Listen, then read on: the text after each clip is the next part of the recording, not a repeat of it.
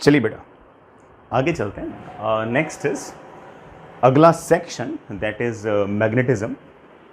वैसे जो अपनी शीट है उसमें चैप्टर का जो नाम है वो magnetic effect of current and magnetic forces है। आप ऐसा मान के चल सकते हो कि मैं इस चैप्टर को एक्चुअली दो पार्ट के अंदर डिवाइड कर रहा हूँ।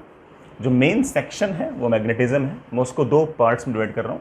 पहला है मैग्नेटिक इफेक्ट ऑफ करंट और दूसरा है आपका magnetic forces.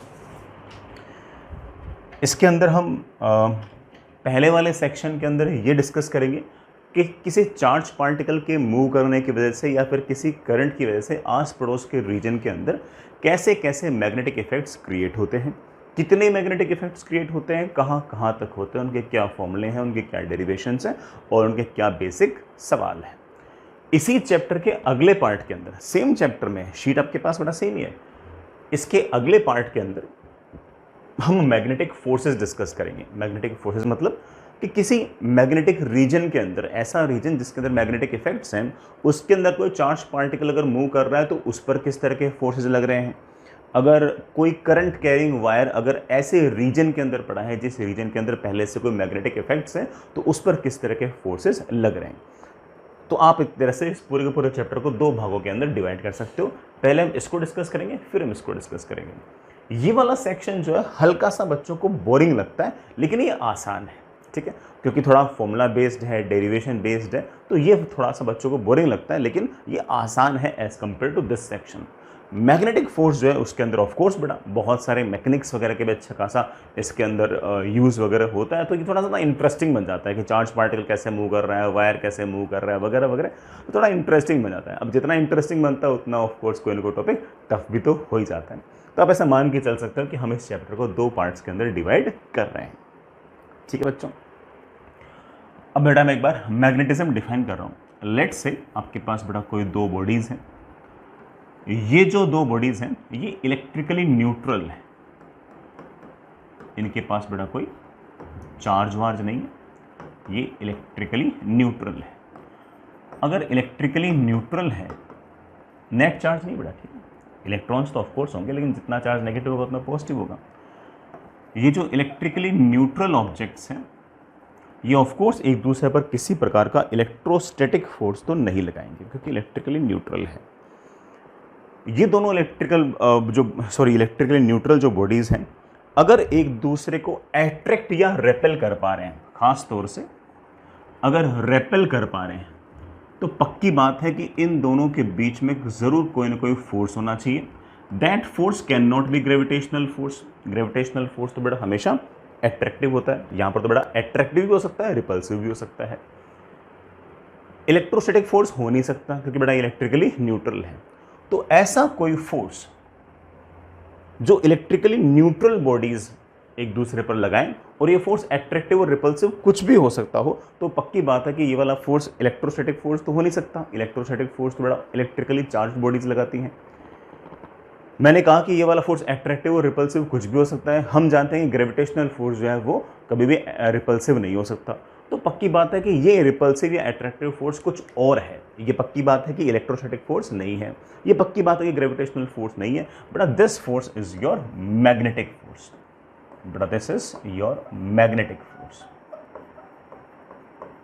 But this is your magnetic force.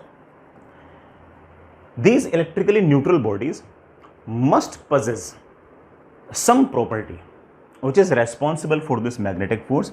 That property is known as magnetism. In bodies के पास बड़ा ऐसी कोई ना कोई property होनी चाहिए जिसके कारण ये एक दूसरे पर इस तरह से magnetic force लगा सकते हैं, और उस property को बड़ा हम क्या बोलेंगे, magnetism, और इन bodies को हम बोलेंगे magnets। बड़ा इन bodies को हम बोलेंगे magnets। ठीक, ये सिंपल शुरुआत की मैंने, ठीक है, इस बात की। तो चलो बेटा इन बातों को हम लिखते हैं। If two electrically neutral bodies are attracting or repelling each other, then this force should be magnetic force. तो बड़ा पक्की बात है कि ये वाला जो फोर्स है आपका मैग्नेटिक फोर्स होना चाहिए, ये अपना मैग्नेटिक फोर्स होना चाहिए। ठीक है बच्चों। सर इलेक्ट्रिक फोर्स क्यों नहीं हो सकता? बेटा ये इलेक्ट्रिकली न्यूट्रल है। सर ग्रेविटेशनल फोर्स क्यों नहीं हो सकता? बेटा मैंने इसमें कहा कि अट्रैक्शन भी हो सकता है, रिपल्शन भी हो सकता है। अब ये अट्रैक्शन तो ऑब्वियस बात है ग्रेविटेशनल फोर्स हो सकता है, लेकिन रिपल्शन बड़ा पक्की बात है कि मैग्नेटिक ग्रेविटेशनल फोर्स से नहीं हो सकता। So it must be a new kind of force, that new kind of force is known as your magnetic force. These bodies must possess some property which is responsible for this magnetic force. That property is known as your magnetism. बेटा एक line और लिखना, these bodies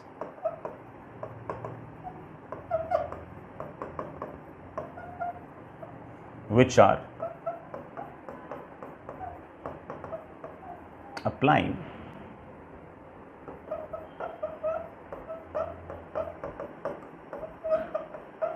magnetic forces, which are applying magnetic forces,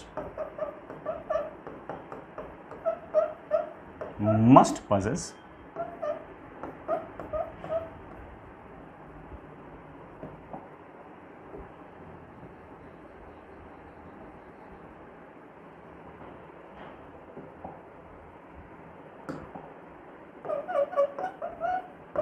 magnetism।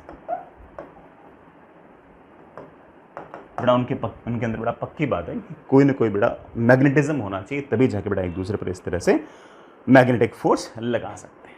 आगे चलते हैं बेटा, ठीक है बेटा। These bodies which are applying magnetic forces must possess some property known as magnetism, some property known as magnetism। ठीक, चलिए बेटा हम दूसरे शब्दों में ये भी कह सकते हैं कि if two bodies are exerting or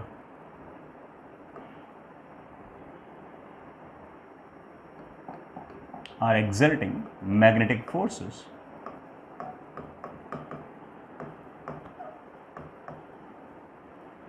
then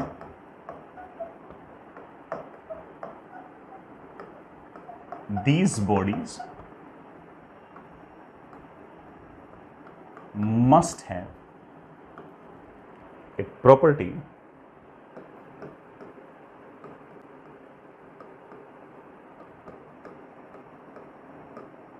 known as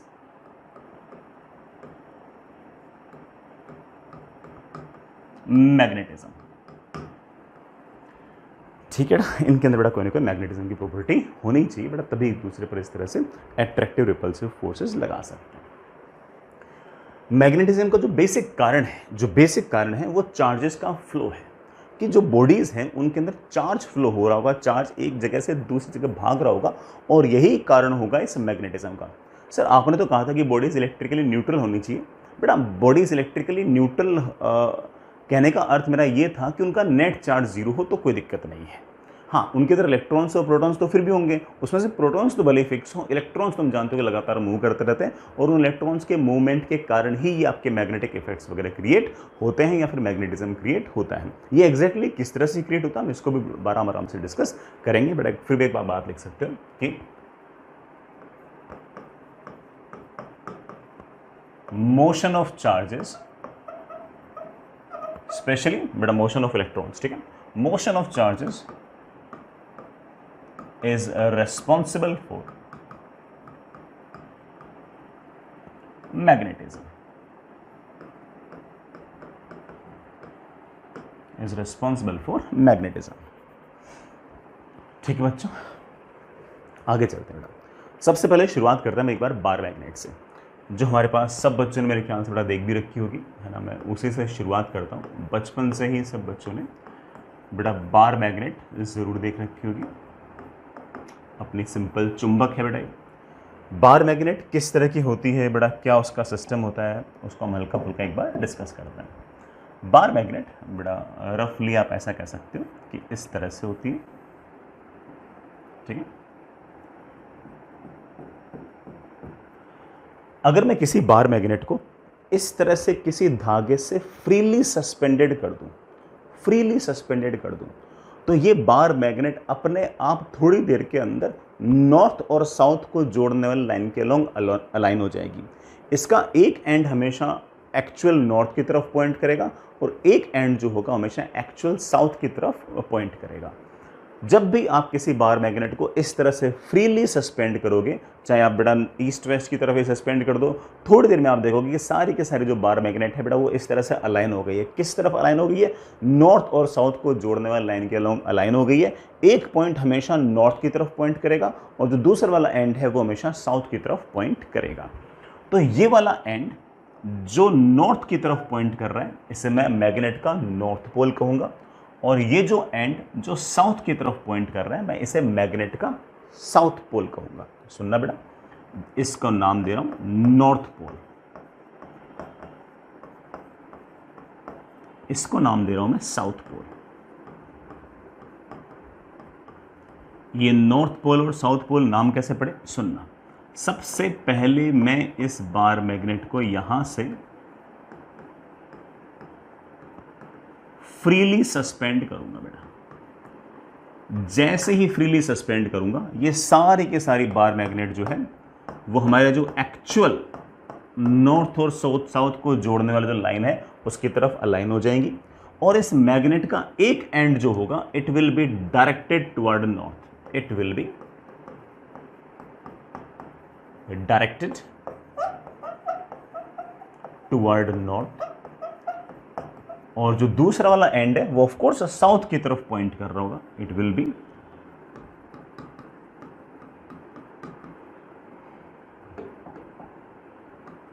directed toward south. दूसरा एंड जो है वो साउथ की तरफ इस तरह से पॉइंटेड होगा। ठीक है बच्चों, इसका हमने नाम निकाल दिया बेटा नॉर्थ पोल, इसका हम नाम निकाल दिया south pole. North pole will be directed toward north and south pole will be directed toward south pole. This is your bar magnet. मैं एक छोटी सी बात लिखना चाहता हूं। अच्छा, ये इस तरफ अलाइन क्यों हुई ये भी हम कभी ना कभी डिस्कस करेंगे, लेकिन आगे जाके एक लाइन लिखेंगे बेटा, freely suspended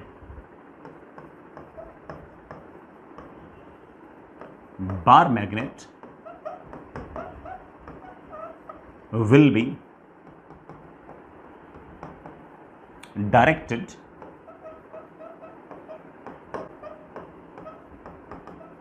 along the line joining north and south। बेटा तुम पूरा लिखना, along the line joining north and south।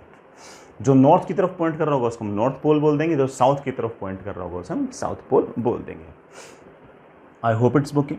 आपने बेटा इस बात को नोटिस किया होगा कि कई बार मैग्नेट्स जो होती हैं, कई चुंबक जो होती हैं वो बहुत ज़्यादा फोर्स लगाती हैं, कई चुंबक जो होती हैं वो कम फोर्स लगाती हैं। ठीक है, तो ये डिपेंड करता है कि हमारे जो पोल हैं ये कितने स्ट्रॉन्ग हैं, हमारे जो नॉर्थ पोल और साउथ पोल हैं कितने स्ट्रॉन्ग हैं।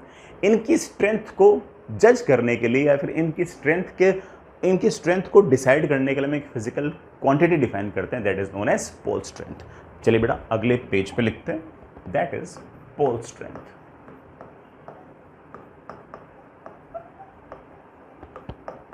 आराम से सुनना बेटा, अगर आपके पास ये कोई बार मैग्नेट है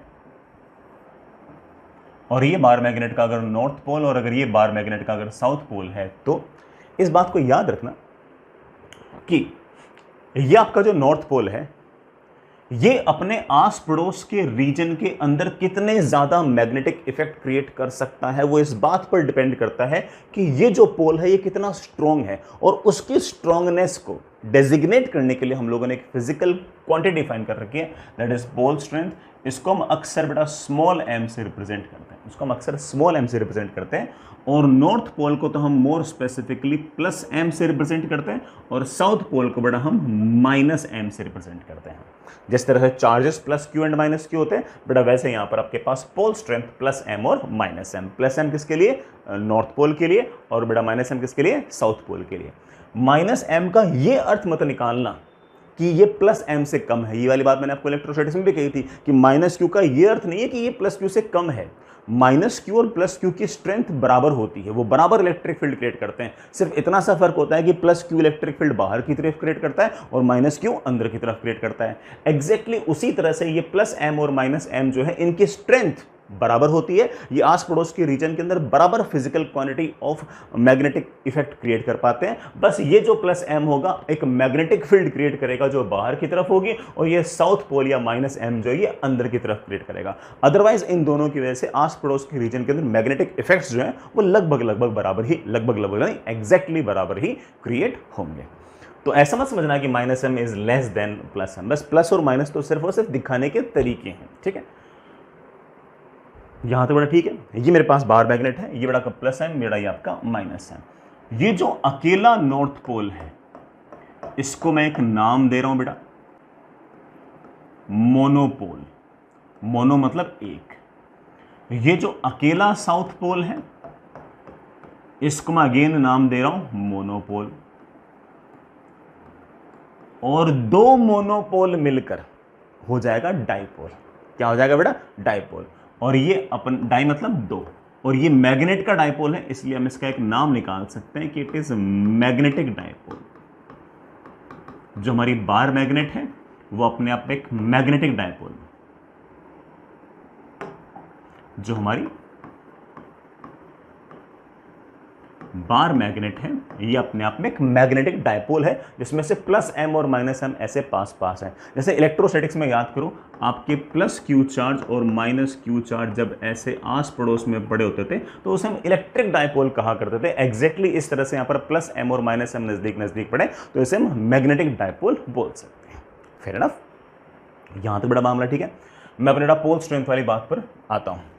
पोल स्ट्रेंथ ये बताता है कि हमारा जो मोनोपोल है वो कितना ज्यादा स्ट्रॉन्ग है और वो अपने आस पड़ोस के रीजन के अंदर कितनी ज्यादा मैग्नेटिक इफेक्ट्स क्रिएट कर सकता है। तो आप कहना चाहो तो कह सकते हो इस बात को, पोल स्ट्रेंथ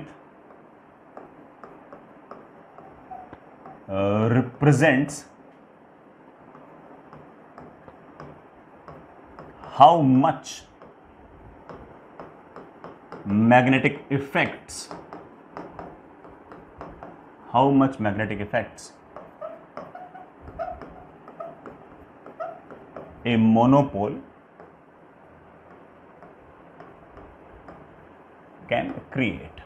मेरे कहने का अर्थ यह है कि अगर आपके मोनोपोल की पोल स्ट्रेंथ जितनी ज्यादा होगी, आस पड़ोस के अंदर आपके जो मैग्नेटिक इफेक्ट्स होंगे वो उतने ही ज्यादा होंगे। अगर आपकी पोल स्ट्रेंथ कम होगी तो इस बात का मतलब यह है कि आस पड़ोस के रीजन के अंदर बड़ा आपके जो मैग्नेटिक इफेक्ट्स होंगे वो उतने ही कम होंगे। अगर आपकी पोल स्ट्रेंथ जीरो होगी, इसका मतलब आप मैग्नेट ही नहीं हो, इसका मतलब यह है कि आस पड़ोस के रीजन के अंदर किसी भी प्रकार के मैग्नेटिक प्रभाव, मैग्नेटिक इफेक्ट होंगे ही नहीं। तो आप ऐसा कह सकते हो कि there will be no magnetic effects. I hope beta you are getting the point. There will be no magnetic effects. There will be no magnetic effects.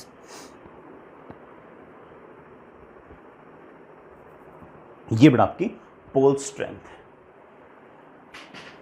Pole strength के बारे में बड़ा मैं कुछ बातें बोलना चाह रहा हूं। बेटा पहली बात, जिस तरह से चार्ज था ना बिल्कुल वैसा का वैसा ही है। चार्ज अपने आस पड़ोस के रीजन में इलेक्ट्रिक इफेक्ट क्रिएट करता था, पोल स्ट्रेंथ अपने आस पड़ोस के रीजन में मैग्नेटिक इफेक्ट क्रिएट कर रहा था। जैसे चार्ज टू टाइप का था बेटा, ये भी टू टाइप का है, plus Q and minus Q, ये बेटा plus M and minus M. ठीक है, काफी हद तक वैसा का वैसा है। चार्ज जितना ज्यादा हुआ करता था आस पड़ोस के रीजन के अंदर इलेक्ट्रिक इफेक्ट उतने ही ज्यादा हुआ करते थे। वैसे ही आपका प्लस एम जितना ज्यादा होगा आस पड़ोस के रीजन के अंदर मैग्नेटिक इफेक्ट उतने ही ज्यादा होंगे। मैं बेटा इतनी सारी बातें पहले ही चैप्टर में डिटेल से आराम से इसलिए बोल रहा हूँ कि आप एक बार इस चैप्टर से दोस्ती कर लो। अगर आपके इस चैप्टर से अगर दोस्ती होगी फिर तो आगे तो गणित है, मैथमेटिक्स है, ये फॉर्मूला है, इसकी ये डेरिवेशन, फिर चीज़ें आसान हो जाती है। मेरा काम तो एक बार सिर्फ और सिर्फ इस चैप्टर से हमारी दोस्ती कराने का है, ठीक है। तो मैं ये काफ़ी हद तक चार्ज जैसा ही है। ये स्केलर है and it is of two types. बेटा दो तरह का होता है। कौन से तरह का? पॉजिटिव, मैं सीधा लिखूँ ना, plus and minus. Plus and minus. बेटा दो तरह का रहेगा, it will B plus and minus. इसकी यूनिट बेटा मैं आज तो सिर्फ और सिर्फ याद ही करा पा रहा हूँ। इसकी यूनिट जो होगी बेटा it will be ampere into metre. बेटा कभी ना कभी प्रूव कर दूंगा, आज बस आप मेरी सिर्फ बात मान लो कि इसकी यूनिट एम्पियर इंटू मीटर होगी। रही बात बेटा डायमेंशन की, तो आप कह सकते हो कि एम्पियर के लिए तो आई, मीटर के लिए आपका एल। तो डायमेंशन जो होगी बेटा that will be I into l. बेटा that will be I into l. यहाँ पर मैंने आपको बेटा यूनिट सिर्फ और सिर्फ याद कराई है, मैं कभी ना कभी इसको रिलेट कर दूंगा, आप चिंता मत करना। लेकिन बेटा ठीक है, चैप्टर की शुरुआत है तो हल्का फुल्का तो आपको मेरी बातें माननी पड़ेंगी यार, है ना। अगर मैं इसकी यूनिट निकाल पाता तो निकाल ही देता ना यार, है ना। अभी तो नहीं निकाल पा रहा, लेकिन कभी ना कभी ज़रूर निकाल दूंगा, ठीक, सब रिलेट कर देंगे।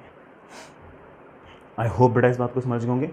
तो अकेले नॉर्थ पोल को हम बेटा क्या बोलेंगे, मोनोपोल। अकेले साउथ पोल को बोलेंगे मोनोपोल। नॉर्थ पोल और साउथ पोल अगर एक साथ होंगे तो आपकी बार मैग्नेट बन जाएगी, और आप हमेशा ऐसा कह सकते हो कि उसको हम डाइपोल बोल सकते हैं। डाई ऑलवेज स्टैंड्स फॉर बेटा टू। ये जो डाई लिखा हुआ है इसका मतलब बेटा क्या होता है, टू।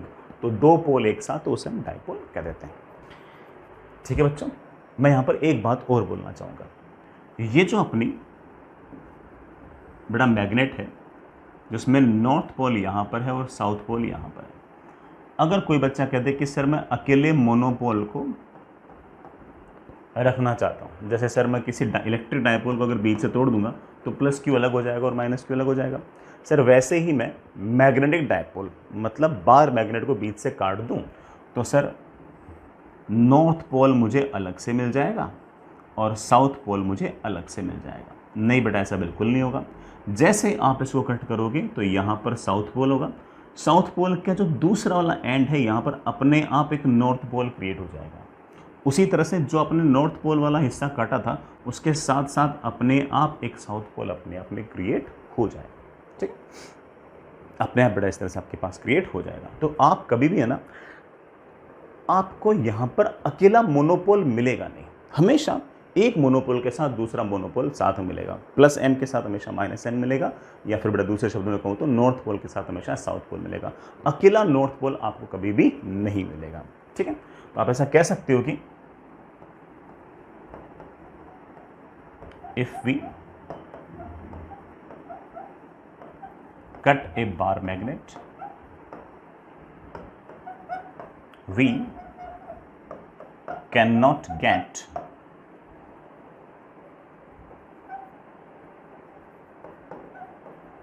A single monopole. बड़ा हमें एक सिंगल मोनोपोल नहीं मिलेगा, बल्कि rather we will have two bar magnets now. बल्कि बेटा हमारे पास अब दो बार मैग्नेट्स आ गई, एक बार मैग्नेट ये, एक बार मैग्नेट ये। तो अकेला मोनोपोल बेटा आपको मिलेगा नहीं, प्रैक्टिकली नहीं मिलेगा। सवालों में अगर कहीं कहीं लिखा जाए कि हाँ ये मोनोपोल मान लो तो मान लेना, कोई दिक्कत नहीं बेटा। लेकिन अगर आप प्रैक्टिकली अगर देखें तो आपको ऐसे मोनोपोल मिलेगा नहीं, ठीक, आपको मोनोपोल मिलेगा नहीं। आप लिखना चाहो तो लिख सकते हो,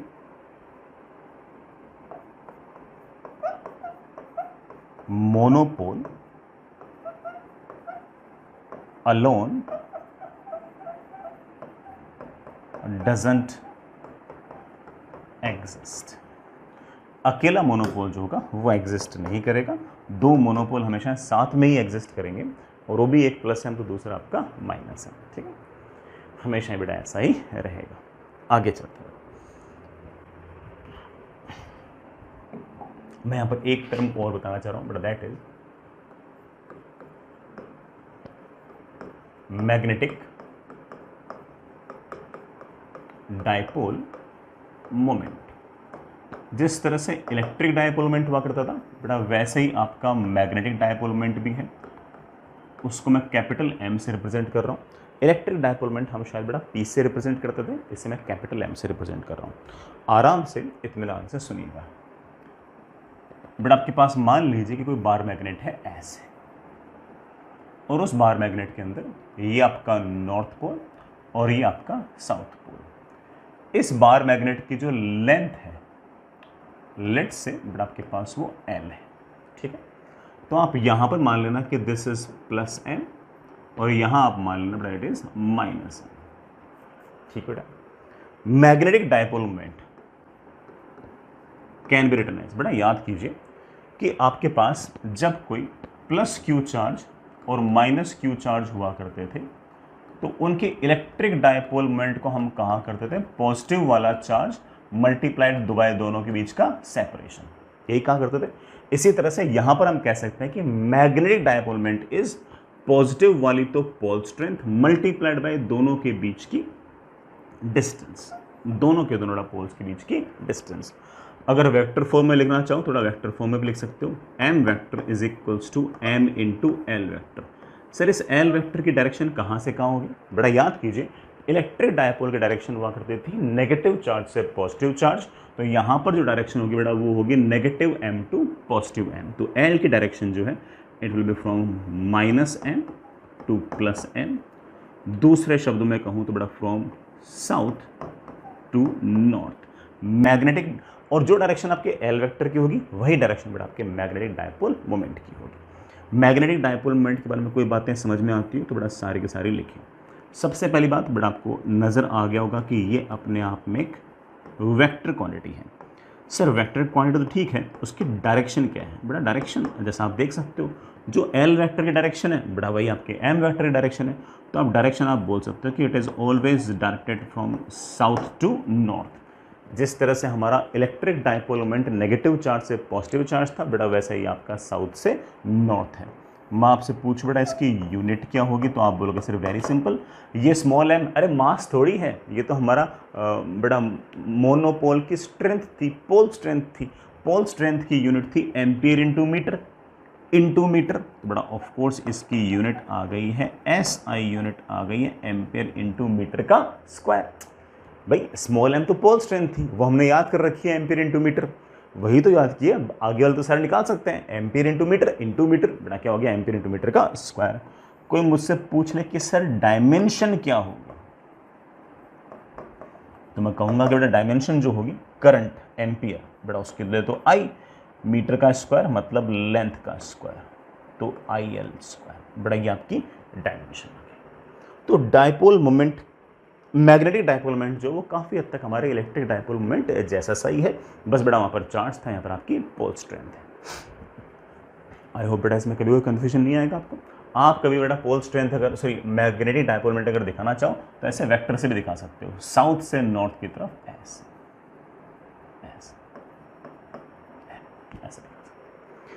मैं एक बात और कहूँगा, हालांकि इस बात का जेई पॉइंट ऑफ व्यू से कोई खास यूज़ नहीं है, इस पर बेटा ना कभी जेई ने कोई सवाल पूछा है ना ही मुझे लगता है कि कभी सवाल पूछेगा, लेकिन बड़ा हो सकता है किसी और छोटे मोटे एग्जाम में, किसी में बड़ा हो सकता है बिट सेट वगैरह में कभी ना कभी पूछ ले। प्रैक्टिकली क्या होता है बच्चे कि हमारी जो बार मैग्नेट है ना, हमारी जो बार मैग्नेट है अगर उसकी लेंथ L है तो हम क्या मान लेते हैं, इन जनरल मान लेते हैं और हमें मानना भी चाहिए कि नॉर्थ पोल जो होगा वो एक कॉर्नर पे होगा, साउथ पोल जो होगा वो एक कॉर्नर पे होगा। प्रैक्टिकली क्या है कि नॉर्थ पोल हल्का सा अंदर होगा, साउथ पोल भी हल्का सा अंदर होगा, तो एक्चुअल नॉर्थ पोल और साउथ पोल के बीच का जो सेपरेशन है वो बार मैग्नेट की लेंथ के बराबर नहीं होता, उससे हल्का सा कम होता है।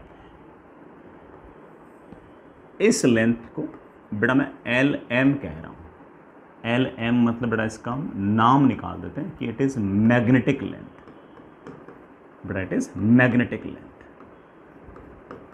तो एक्चुअल जो आपकी बेटा डायपोल मोमेंट होती है ना उसकी वैल्यू होती है, अगर ये +M ये आपका -M तो बेटा एक्चुअल होती है बेटा M इंटू कौन सी वाली लेंथ, जो एक्चुअल साउथ पोल और नॉर्थ पोल के बीच का सेपरेशन है। बेटा एक्चुअल साउथ पोल और नॉर्थ पोल के बीच का जो सेपरेशन है बेटा उसे मैं LM लिखूंगा और ये LM जो है ये LG से मतलब हमारा जो एक्चुअल लेंथ है ना उससे कम आएगा। हमारा जो मैग्नेटिक लेंथ है ये हमारी एक्चुअल लेंथ से हल्का सा कम आएगा। मैं ऐसे बता दूं बेटा कि आपकी मैग्नेटिक लेंथ जो है ये आपकी एक्चुअल जो ज्योमेट्रिकल लेंथ है उसका 84% होता है, मतलब 0.84 टाइम्स होता है। मतलब अगर बार की अगर बड़ा बार मैग्नेट की अगर लेंथ अगर मान लीजिए कि 100 सेंटीमीटर है तो जो नॉर्थ पोल और साउथ पोल होगा उनके बीच में सेपरेशन 100 सेंटीमीटर नहीं होगा, 84 सेंटीमीटर ही होगा। तो आप ऐसा कह सकते हो कि एक्चुअल के अंदर मैग्नेटिक डायपोल मोमेंट जो होता है वो होता है पॉजिटिव वाला तो pole strength multiply by north pole और साउथ पोल के बीच का सेपरेशन। नॉर्थ पोल और साउथ पोल के बीच का जो सेपरेशन है वो एक्चुअल बार मैग्नेट के लेंथ के बराबर नहीं होता, उससे हल्का सा कम होता है। और कितना कम होता है बेटा? लगभग 0.84 टाइम्स होता है। इसको मैं पहले बोल दूं कि बार बार यूज नहीं करना है आपको, तो जो बार मैग्नेट की जो लेंथ दे रखी हो आपको तो वही यूज करना है, लेकिन सच्चाई ये है, हम पढ़ते ये हैं, सच्चाई ये है, ठीक है। बेटा हम तो ऑफकोर्स थोड़ा सा ना भाई 12वीं क्लास के लेवल की बातें पढ़ते हैं, सीधी सी बात तो यही बेटा, कोई बहुत ही बड़ी रॉकेट साइंस थोड़ी पढ़ लेते हैं अपन 11th-12th क्लास में। एक्चुअल तो ये है, एक्चुअल तो ये है, but not to be used. Sir not to be used है तो फिर हमने बताया क्यों? एक तो बता के आप कंफ्यूज हो कर देते हो, वरना हम तो यही मानते रहते हो और बढ़िया चल रहा था हमारा काम, कोई दिक्कत नहीं आती। बेटा मैंने इसलिए बताया कि मान लो कभी IIT जे एडवांस में कॉम्प्रिहेंशन वगैरह आ जाए और उसमें बोल दें कि हाँ भाई बार मैग्नेट की लेंथ इतनी है लेकिन तुम्हें उतनी यूज़ नहीं करनी, उससे कम यूज़ करनी है, तो आपके दिमाग में ऐसा एक रेजिस्टेंस ना रहे कि ऐसा कैसे होगा। आपको पता होना चाहिए, आपको बेटा हमेशा यूज़ तो बार मैग्नेट की लेंथ ही करनी है, ठीक है। वो तो बड़ा ठीक है, प्रैक्टिकली जो लेंथ होती है वो बड़ा एक्चुअल लेंथ से थोड़ी सी कम होती है। तो मैंने जानबूझ के वाली बात बताई है, मैं कंफ्यूज करने के मूड में तो बिल्कुल नहीं था, मैं वो कंफ्यूज क्यों करूंगा यार, ठीक है। मैंने तो इसलिए बताया कि आप कभी अगर कहीं देख लो तो आपको ऐसा नहीं लगना चाहिए कि यार सर ने तो हमें बताया नहीं, पता नहीं बात सच है गलत है, थोड़ा सच है, ये बात सच है, हम इसे यूज़ नहीं करेंगे, ठीक है, नॉट टू बी यूज्ड। हम तो सिर्फ और सिर्फ यही यूज़ करेंगे, that is m into l, l is the length of the bar magnet, simple. अपन तो लोड ही नहीं लेंगे बिल्कुल। बेटा समझे इस बात को? This is our magnetic dipole moment. आगे चलते हैं, चलिए बेटा एक छोटी सी बात और, जैसा कि आप लोग जानते हो कि बार मैग्नेट के अंदर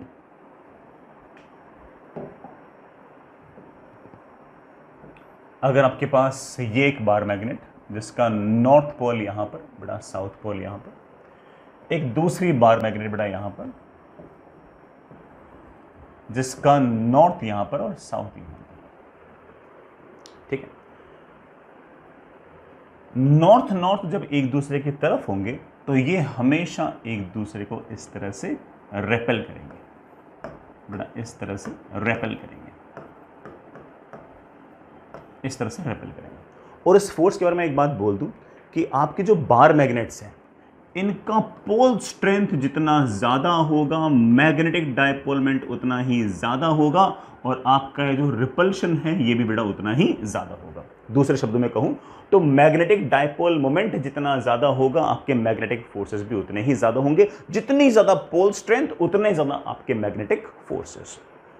अगर आपके बेटा मैग्नेटिक डायपोल मोमेंट अगर कम होंगे तो आपका मैग्नेटिक डायपोल मोमेंट कम होगा, मैग्नेटिक डायपोल मोमेंट कम हो, अच्छा पोल स्ट्रेंथ कम होगी तो मैग्नेटिक डायपोल मोमेंट कम होगा, मैग्नेटिक डायपोल मोमेंट कम होगा तो ऑफ कोर्स आपका मैग्नेटिक फोर्स भी कम होगा। ये हम पहले से जानते हैं कि पोल स्ट्रेंथ तो एक्चुअली रिप्रेजेंट ये करता है कि मैग्नेटिक फोर्सेस कितने कम या कितने ज्यादा होंगे।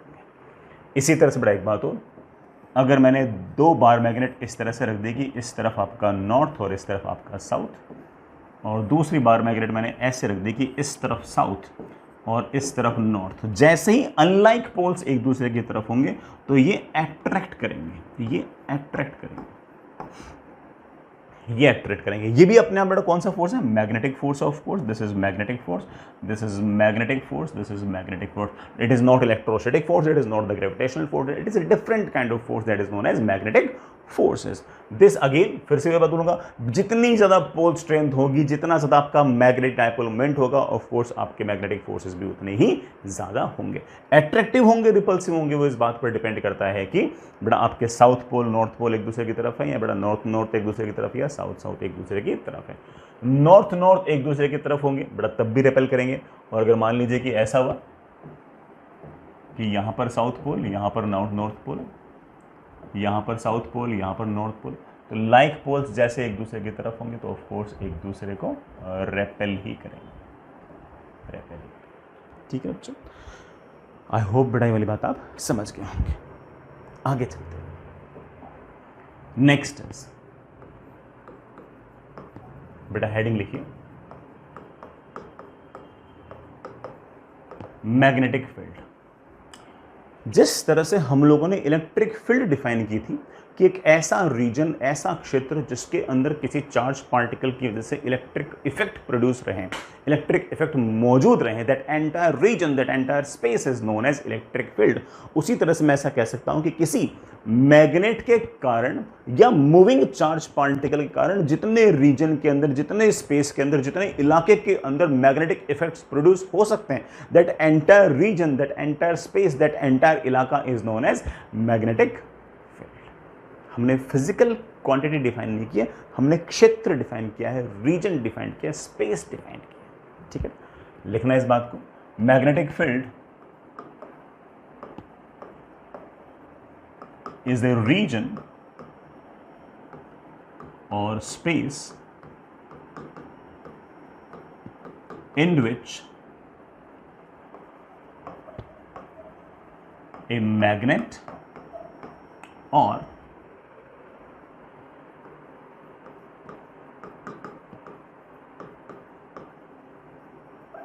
moving charge particle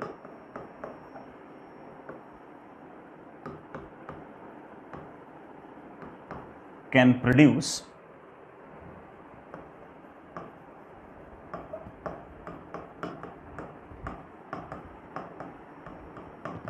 magnetic effects. जितने रीजन के अंदर बड़ा कोई मूविंग चार्ज पार्टिकल या फिर मैग्नेट मैग्नेटिक इफेक्ट प्रोड्यूस कर सकते हैं, उस पूरे रीजन को, उस पूरे क्षेत्र को हम बड़ा हम क्या बोल सकते हैं, मैग्नेटिक फील्ड। कितने ज्यादा मैग्नेटिक इफेक्ट प्रोड्यूस कर सकते हैं, उसके लिए हम एक अलग फिजिकल क्वांटिटी डिफाइन करेंगे। अब हम फिजिकल क्वांटिटी डिफाइन करेंगे, तो चलिए बेटा उस फिजिकल क्वांटिटी को भी अपन डिफाइन कर लेते हैं। That is strength of magnetic field. That is बेटा स्ट्रेंथ ऑफ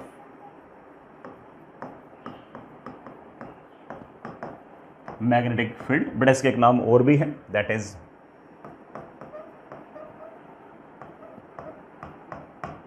मैग्नेटिक इंडक्शन। और बड़ा एक नाम और है, that is magnetic flux density. बड़ा तीन नाम है, तीनों बड़ा अपन को पता होने चाहिए। इसको हम बड़ा बी से रिप्रेजेंट करते हैं, वेक्टर क्वांटिटी है इसलिए बी वेक्टर लिख रहे हैं, ऐसे बी लिखा है। ठीक, जैसे इलेक्ट्रिक फील्ड को अपन ई लिखते हैं, बड़ा मैग्नेटिक फील्ड को अपन बी लिखा है। ठीक, मान लीजिए कि आपके पास बड़ा है कोई मैग्नेटिक ऑब्जेक्ट होगी बेटा, ठीक है, ये कोई मैग्नेटिक ऑब्जेक्ट है, इसके पास कोई या तो मैग्नेट होगी या बड़ा कोई मूविंग चार्जेस होंगे। बड़ा दिस इज लेट्स से कोई मैग्नेटिक ऑब्जेक्ट। ये मैग्नेटिक ऑब्जेक्ट अपने आस पड़ोस के रीजन के अंदर कुछ ना कुछ मैग्नेटिक इफेक्ट्स प्रोड्यूस कर रही है। अगर, अब सुनना इस बात को, ये मैग्नेटिक ऑब्जेक्ट अपने आस पड़ोस के अंदर कितने ज्यादा मैग्नेटिक इफेक्ट प्रोड्यूस कर रही है, उसको क्वांटिटेटिवली डिफाइन करने के लिए हम लोगों ने एक टर्म इजाद की, that is strength of magnetic field. अगर आस पड़ोस के रीजन के अंदर, अगर आस पड़ोस के रीजन के अंदर मैग्नेटिक इफेक्ट्स अगर बहुत ज्यादा होंगे, तो मैं ये कहूंगा कि इस रीजन के अंदर बड़ा मैग्नेटिक फील्ड की वैल्यू ज्यादा है। अगर आस पड़ोस के रीजन के अंदर, अगर आस पड़ोस के रीजन के अंदर अगर मैग्नेटिक इफेक्ट्स की वैल्यू कम है, तो मैं कहूंगा कि आस पड़ोस के रीजन के अंदर बड़ा की मैग्नेटिक फील्ड इंटेंसिटी, सॉरी बड़ा स्ट्रेंथ ऑफ मैग्नेटिक फील्ड कम है। स्ट्रेंथ ऑफ मैग्नेटिक फील्ड सही वर्ड है, ठीक है। अगर आस पड़ोस के रीजन में किसी प्रकार के कोई, किसी पॉइंट पर मान लीजिए कि किसी प्रकार का कोई मैग्नेटिक इफेक्ट है ही नहीं, no magnetic effect, no magnetic effect, तो समझ जाना कि हमारी जो स्ट्रेंथ ऑफ मैग्नेटिक फील्ड है उस पॉइंट पर वो जीरो है। तो ये जो हमारी स्ट्रेंथ ऑफ मैग्नेटिक फील्ड है, ये एग्जैक्टली रिप्रेजेंट कर रही है कितने ज्यादा आपके मैग्नेटिक इफेक्ट्स हैं। मैग्नेटिक इफेक्ट्स किसी रीजन पे, किसी पॉइंट पर अगर ज्यादा होंगे तो हम कह सकते हैं कि वहां पर आपकी स्ट्रेंथ ऑफ मैग्नेटिक फील्ड ज्यादा है। अगर किसी पॉइंट पर अगर मान लीजिए कि मैग्नेटिक फील्ड, मैग्नेटिक इफेक्ट बहुत कम है, इसका मतलब स्ट्रेंथ ऑफ मैग्नेटिक फील्ड वहां पर बहुत ही कम है, ठीक है। इट्स वेरी सिंपल, सिंपल सी बात है, कोई बहुत ऐसे हाई फाई बात नहीं है। फिर भी बेटा मैं इसको और बेटर तरीके से एक्सप्लेन करना चाहता हूं, सुनना। मान लीजिए आपके पास ये कोई मैग्नेटिक ऑब्जेक्ट, ये बड़ा मैग्नेटिक सिस्टम, ये अपने आस पड़ोस के रीजन के अंदर मैग्नेटिक इफेक्ट्स प्रोड्यूस कर रहा है। मुझे किसी पॉइंट P पर strength of magnetic field define करनी है, तो एक काम करो, इस पॉइंट पर एक मोनोपोल रख दो प्लस m पोल स्ट्रेंथ का मोनोपोल रख दो। सर मोनोपोल अकेला तो नहीं रख सकते, कोई बात नहीं बेटा, तुम पूरी बार मैग्नेट रख दो, लेकिन स्टडी सिर्फ और सिर्फ उस मोनोपोल को ही करो कि उस मोनोपोल पर कितना फोर्स लग रहा है। ठीक है, थ्योरेटिकल कर सकते हैं, क्या दिक्कत है भाई, पूरी बार मैग्नेट रख दो और सिर्फ उस मोनोपोल को देखो, है ना, दूसरे वाले पोल को मत देखो। तो ये जो मैग्नेटिक ऑब्जेक्ट होगी, इस पोल स्ट्रेंथ पर कोई ना कोई, इस मोनोपोल पर कोई ना कोई फोर्स लगाएगी। That force will be of course the magnetic force. जिस तरह से हम लोगों ने डिफाइन किया था, बड़ा याद करना, अगर ये आपके पास कोई इलेक्ट्रिकल सिस्टम है, कोई चार्ज सिस्टम है, किसी पॉइंट P पर मैंने कहा था बड़ा इलेक्ट्रिक फील्ड डिफाइन करो, तो आपने कहा था कि सर मैं यहां पर एक प्लस Q चार्ज रख दूंगा, इसको मैं टेस्ट चार्ज कहा करता था। तो ये जो आपका चार्ज बॉडी थी, इस पर कुछ ना कुछ इलेक्ट्रोस्टैटिक फोर्स लगाया करती थी। कितना इलेक्ट्रोस्टैटिक फोर्स लगाएगी पर यूनिट टेस्ट चार्ज, उसको हम कहा करते थे बेटा क्या, इलेक्ट्रिक फील्ड। एग्जैक्टली उसी तरीके से बेटा, बिल्कुल सेम उसी तरीके से मैं यहां पर भी वैसे ही डिफाइन करने वाला हूं, मैं बिल्कुल वैसे डिफाइन करने वाला हूं। ये जो मैंने मोनोपोल रखा है, इसको बेटा मैं बोल रहा हूं टेस्ट पोल, ये बेटा टेस्ट मोनोपोल। इस टेस्ट पोल ने कितना मैग्नेटिक फोर्स एक्सपीरियंस किया वो निकाल लूंगा। नाउ इस मैग्नेटिक ऑब्जेक्ट की वजह से यहां पर जो मैग्नेटिक फील्ड डिफाइन होगी बेटा, that will be for magnetic force experienced by this test monopole per unit उसकी पोल स्ट्रेंथ, पर यूनिट बेटा उसकी पोल स्ट्रेंथ। अगर मैं यहां पर मोनोपोल नहीं भी रखूंगा, तब भी इस मैग्नेटिक ऑब्जेक्ट की वजह से मैग्नेटिक फील्ड तो होगी ही होगी। हां, मैंने यहां पर अगर मोनोपोल रख दिया तो उस मैग्नेटिक फील्ड ने उस मोनोपोल पर फोर्स लगा दिया। मोनोपोल नहीं भी होगा तब भी मैग्नेटिक फील्ड तो होगी। हां, मोनोपोल रख दूंगा तो उस मैग्नेटिक फील्ड जो होगी उस पर फोर्स भी लगा देगा। That magnetic force experienced per unit pole strength is defined as our magnetic field at that point. Simple. मैं बेटा इस बात को शब्दों में कहना चाहूंगा,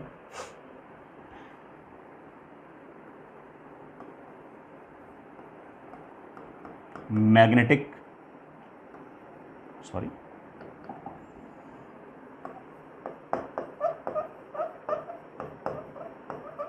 strength of magnetic field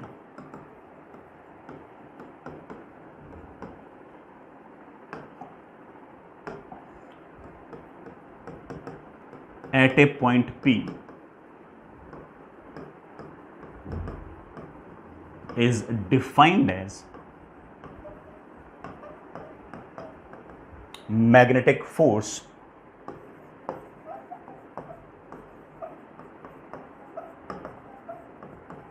experienced by a monopole placed at point P per unit pole strength, per unit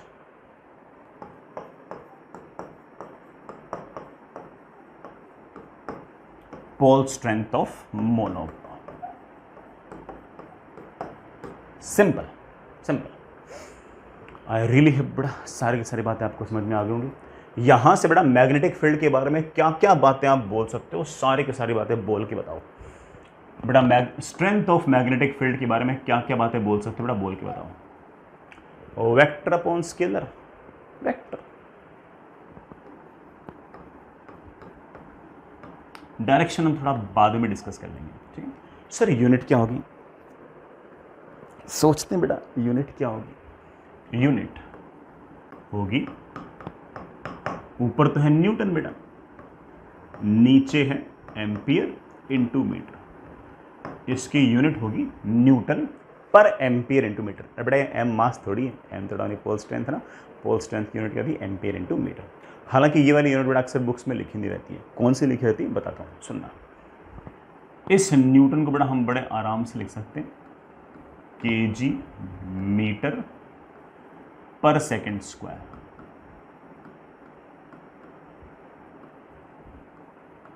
ठीक है ना, मीटर से बड़ा मीटर क्या हो गया, कैंसिल। एक यूनिट और आ गई बेटा, क्या, केजी पर एम्पियर सेकंड स्क्वायर। हालांकि ये वाली यूनिट भी बेटा बहुत ज़्यादा यूज़ नहीं होती है, इसको हम नाम देते हैं टेस्ला। ये सबसे ज़्यादा यूज्ड यूनिट है। मैग्नेटिक फील्ड की जो एसआई यूनिट है, स्टैंडर्ड इंटरनेशनल यूनिट है बेटा, that is Tesla. Obviously it is named after बेटा निकोलस टेस्ला, ठीक है, उनके नाम पर बेटा हमने इसको मैग्नेटिक फील्ड की यूनिट को नाम दिया, ठीक है। मैं आपसे पूछ बेटा इसकी डायमेंशन क्या होगी, आप बोले सर वेरी सिंपल, ऊपर तो मास है, करंट ऊपर जाएगा तो I की पावर -1, टाइम ऊपर जाएगा तो T की power -2। This is the magnetic field बेटा, this is the magnetic field. अगला पॉइंट बेटा, मैग्नेटिक फील्ड जो है बेटा, मैग्नेटिक फील्ड जो वो टेस्ट मास बेटा, वो हमारा जो टेस्ट मोनोपोल है उस पर डिपेंड नहीं कर रही, वो सिस्टम पर डिपेंड कर रही है, ठीक है। अगर आप बेटा आपने यहाँ पर ये टेस्ट मोनोपोल अगर दुगना रख दिया तो फोर्स दुगना आ जाएगा, 2/2 बेटा कैंसिल हो जाएगा, मैग्नेटिक फील्ड आपकी उतनी आ जाएगी, ठीक है। मैं एक बात यहाँ पर और बोलूँगा कि बेटा अगर आप फोर्स देखना चाहो तो आप कह सकते हो कि किसी भी मोनोपोल पर लगने वाला जो फोर्स है उसकी वैल्यू होगी उस मोनोपोल की पोल स्ट्रेंथ टाइम्स बेटा वहाँ पर मैग्नेटिक फील्ड। इसको डिटेल में हम अलग से हेडिंग डाल के भी देख लेंगे, चिंता मत कीजिएगा, ठीक है। जैसे बेटा वहाँ पर इलेक्ट्रिक फोर्स क्या होता था, Q × E, यहाँ पर आ गया M × B, बिल्कुल वैसा। This is the magnetic field. चलिए बेटा इस बात पे आपसे एक छोटा सा सवाल पूछता हूँ बेटा, ये आपके पास कोई मैग्नेटिक सिस्टम है, इस मैग्नेटिक सिस्टम की वजह से मुझे P पॉइंट पर मैग्नेटिक फील्ड निकालना है, ठीक है, निकालना है। तो मैंने क्या किया, if a monopole of pole strength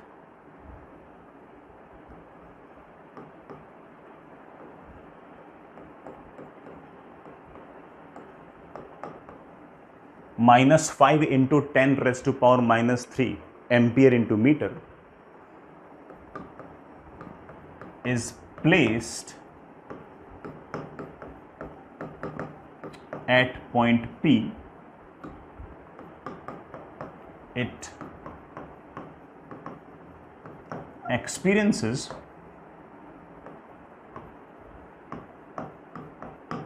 a magnetic force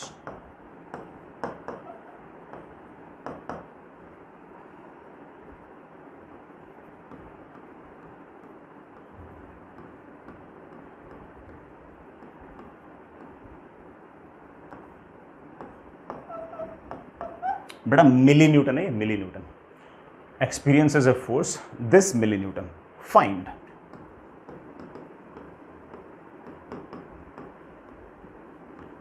strength of magnetic field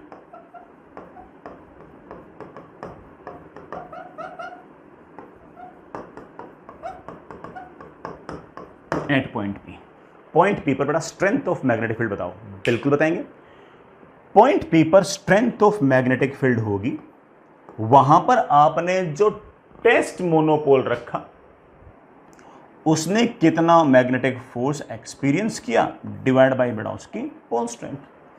कितना फोर्स एक्सपीरियंस किया है, तो मेरे बच्चे बोले सर उसने फोर्स एक्सपीरियंस किया है 2I cap plus 3J cap plus 4K cap into 10⁻³ -3 Newton. बेटा वो मिली न्यूटन लिखा हुआ था ना, इसलिए डिवाइड बाय पोल स्ट्रेंथ, बेटा pole strength is -5 into 10⁻³ ampere into metre.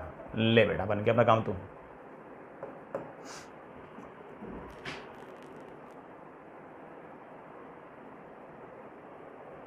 बेटा कितना आ गया, 0.4I cap 0.6J cap plus 0.8K cap बड़ा एक माइनस साइन भी आएगा। Newton per ampere into metre, बड़ा इसको तो हम टेस्ला लिखते ही हैं। ये लीजिए, इस मैग्नेटिक सिस्टम के कारण इस पॉइंट पर आपकी मैग्नेटिक फील्ड ये आ गई। सिंपल सा सवाल था बेटा, सिंपल सा। अगर मैंने यहां से इस मोनोपोल को हटा भी दिया तब भी इस पॉइंट पर इस मैग्नेटिक सिस्टम की वजह से मैग्नेटिक फील्ड स्ट्रेंथ तो इतनी ही होगी। और अगर मैंने यहां पर कोई दूसरा पोल मोनोपोल रख दिया तब हम उस पर फोर्स भी निकाल सकते हैं, तो बड़ा इसी सवाल का एक अगला पार्ट और लिख लो।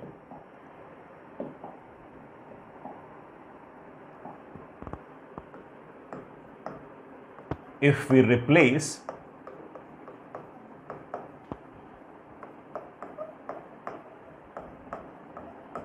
the monopole by another monopole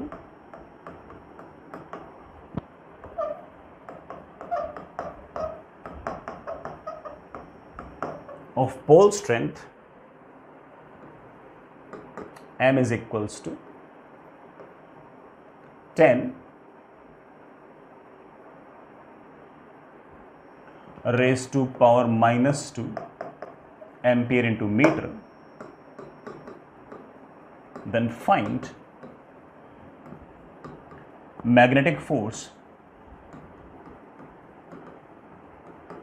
experienced, बड़ा इस बार m डैश लिख दो इसको, नया वाला पोल स्ट्रेंथ ना इसलिए, then find magnetic force experienced by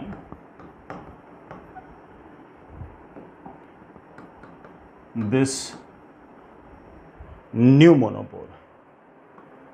बेटा नए वाले मोनोपोल ने कितना फोर्स एक्सपीरियंस किया? आप बोलोगे सर उस मोनोपोल को हटाकर, इस मोनोपोल को हटाकर दूसरा मोनोपोल रख दूंगा तो उससे इस सिस्टम की वजह से यहां पर मैग्नेटिक फील्ड थोड़ी चेंज होगी, वो तो उतनी रहेगी। और अगर वो मैग्नेटिक फील्ड उतनी रहेगी तो मैग्नेटिक फोर्स मैं लिख सकता हूं कि सीधा का सीधा magnetic force will be of course नया वाला पोल स्ट्रेंथ टाइम्स बेटा आपकी मैग्नेटिक फील्ड। पोल स्ट्रेंथ कितना बेटा? 10 raise to power minus 2 ampere into metre. और रही बात बेटा मैग्नेटिक फील्ड की, बेटा मैग्नेटिक फील्ड की बेटा वैल्यू हम निकाल चुके हैं बेटा, कितनी?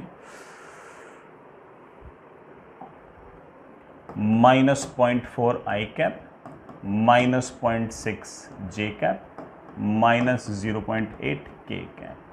टेस्ला बेटा, टेस्ला एम्पियर इंटू मीटर, बेटा ये तो आपको वापस से न्यूटन आ जाएगा। ठीक है बेटा, मेरे ख्याल से आंसर आ गया, that is -4 I cap plus 6 J cap plus 8 K cap into 10 raise to power -3 Newton.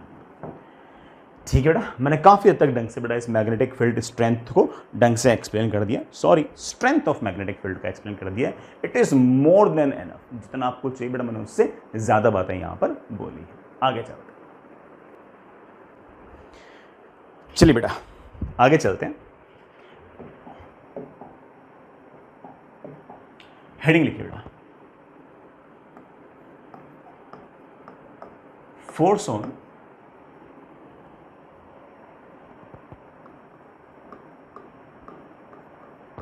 monopole placed in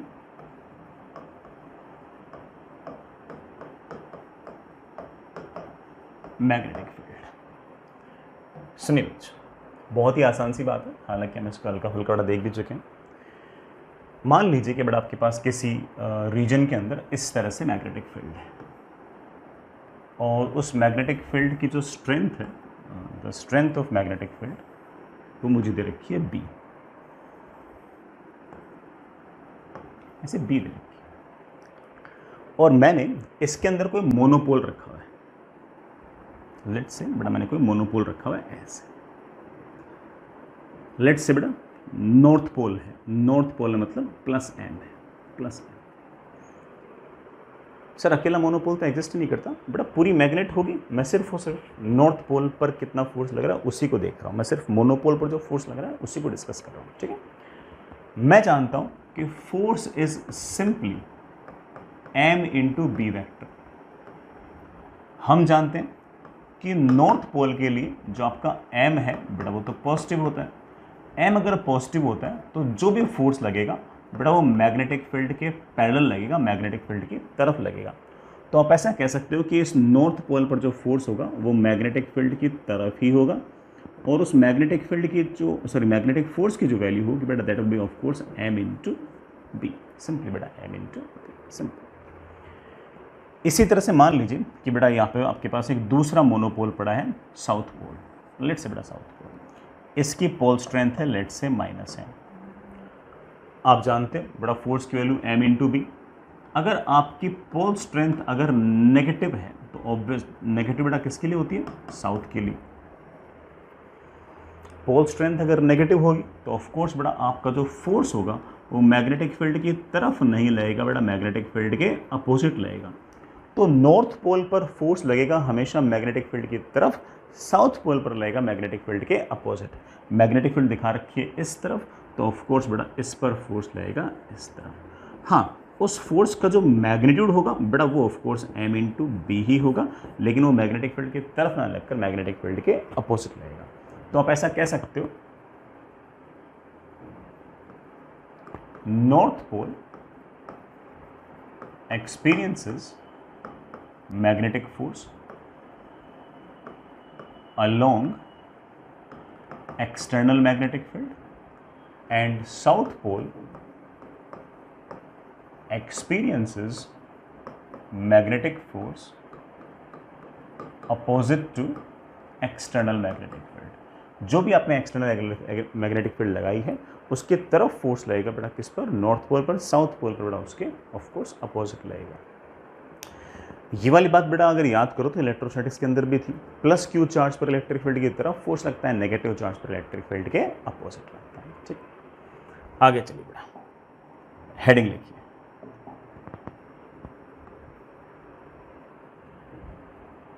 heading लिखिए बेटा, bar magnet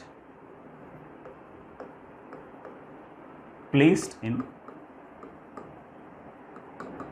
uniform magnetic field. बड़ा अच्छा सा प्यारा सा टॉपिक है, सुनिएगा।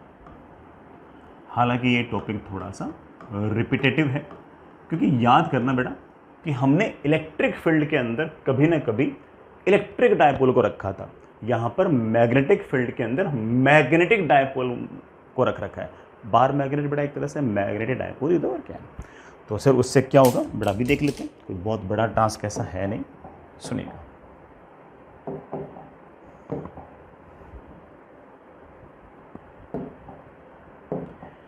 मान लीजिए बेटा आपके पास इस तरह से मैग्नेटिक फील्ड है, इस तरह से यूनिफॉर्म मैग्नेटिक फील्ड,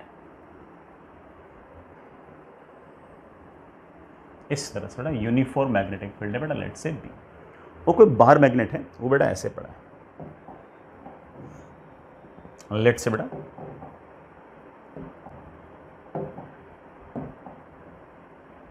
ऐसे पड़ा।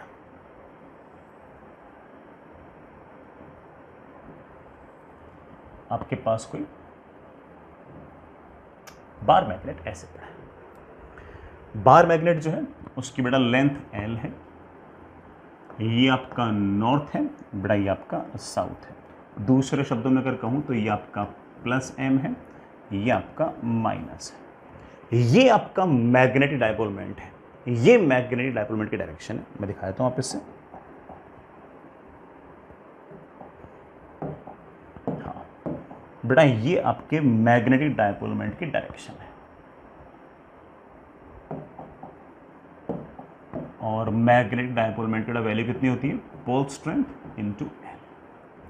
मैग्नेटिक डायपोल मोमेंट और आपकी जो मैग्नेटिक फील्ड है उसके बीच में आपका एंगल है थीटा। मैं साइड में लिख देता हूं, theta is angle between magnetic dipole moment and external magnetic field. Magnetic field बड़ा यूनिफॉर्म है, हर जगह एक समान है, हर जगह एक जैसे सी है। अब देख लेते हैं इस बात को कि बेटा कौन से फोर्सेस कैसे कैसे हैं, कैसा कैसा टॉर्क है, वगैरह वगैरह जो भी बातें हैं वो सारी की सारी अपन देखने की कोशिश करते हैं। ये नॉर्थ पोल है, नॉर्थ पोल पर मैग्नेटिक फील्ड की तरफ फोर्स लगेगा ऐसे, उस फोर्स की वैल्यू मेरे प्यारे वाले बच्चे जानते हैं m इंटू बी।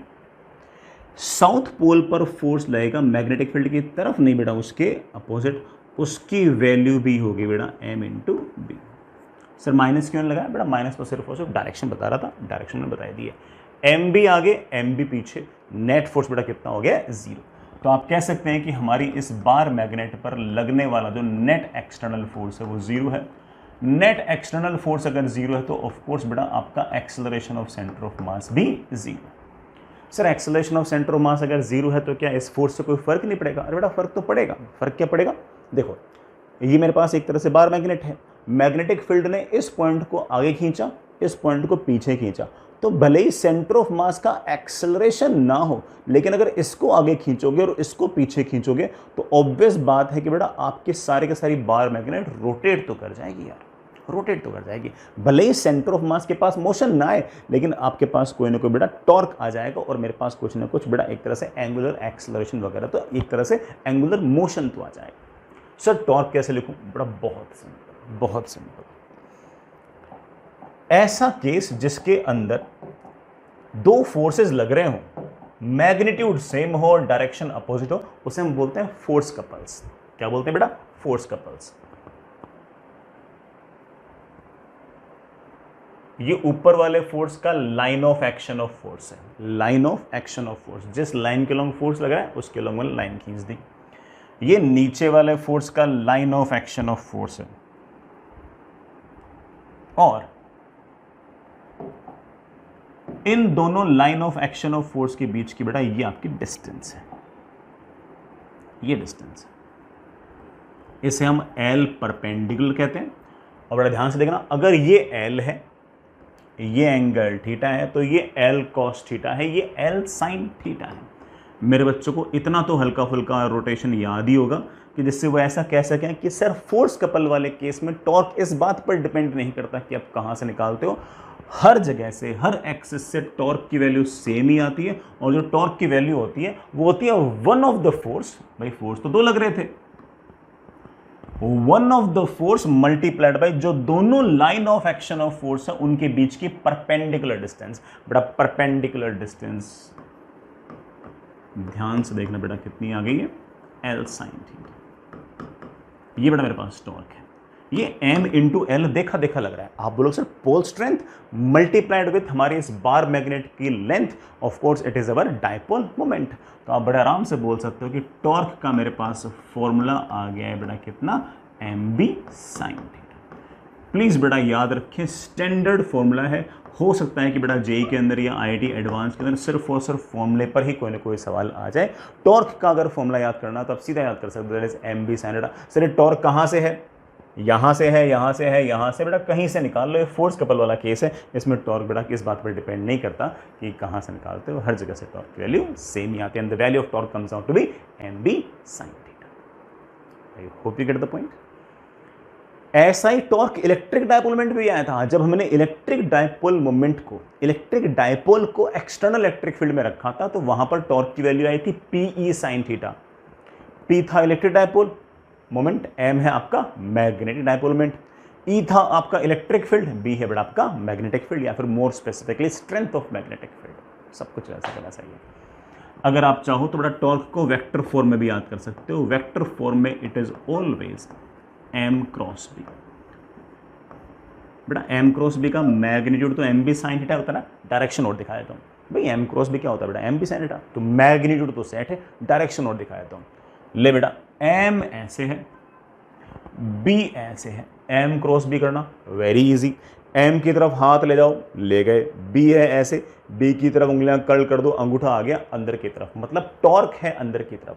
बेटा ये अंदर की तरफ या बाहर की तरफ, ये जो बातें होती हैं ये तो एक तरह से हमारे एक्सियल वेक्टर की डायरेक्शन दिखाने का नोटेशन है। बल्कि अगर ध्यान से देखो तो M ऐसे, सॉरी बेटा M ऐसे है और B ऐसे है, तो टॉर्क आया है M cross B। M cross B क्या, तो अंदर की तरफ, अंदर की तरफ बोल दो या ऐसे कर दो, एक ही बात है। सर ऐसे मतलब क्लॉकवाइज, ऐसे मतलब बेटा क्लॉकवाइज। क्या सच्ची में टॉर्क क्लॉकवाइज है क्या? बिल्कुल क्लॉकवाइज है। इस पॉइंट को अगर आगे खींचूंगा, इस पॉइंट को अगर पीछे खींचूंगा, तो सारी की सारी रॉड यूं रोटेट होना चाह रही है। तो जो आपका टॉर्क है इस इंस्टेंट पर बेटा वो ऐसे क्लॉकवाइज है, और उसका मैग्नीट्यूड जो है वो हम जानते हैं कि बेटा वो तो M B sine theta, capital M B sine theta.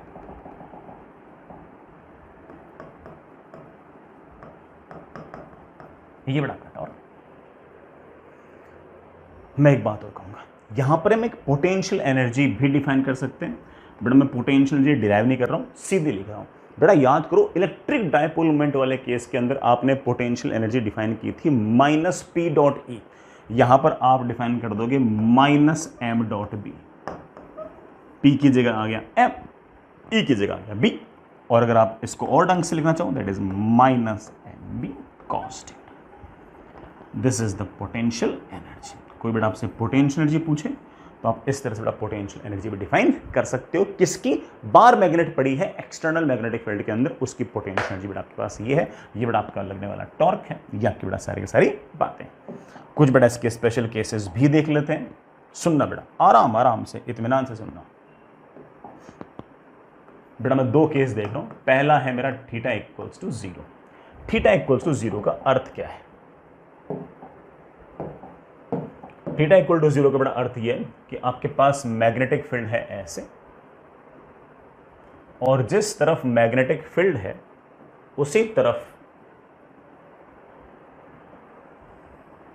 तरफ मैंने एक इलेक्ट्रिक डायपोल मोमेंट भी रख दिया। सॉरी, इलेक्ट्रिक नहीं बेटा, मैग्नेटिक डायपोल मोमेंट। कैसे? सुनना,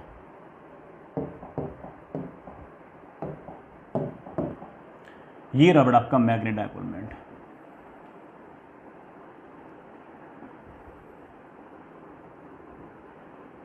उसमें से भी ये साउथ, ये north. This is the direction of magnetic dipole moment, this is the direction of magnetic field. दोनों सेम डायरेक्शन में है, दोनों के बीच में एंगल जीरो है। Magnetic field and magnetic dipole moment, both of them are parallel. बेटा magnetic dipole moment बेटा कहां से कहां होता है?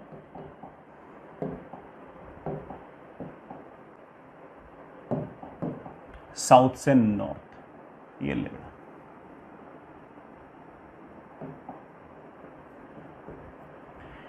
फोर्सेस वगैरह का हमें आइडिया पहले से ही है बेटा, ठीक है।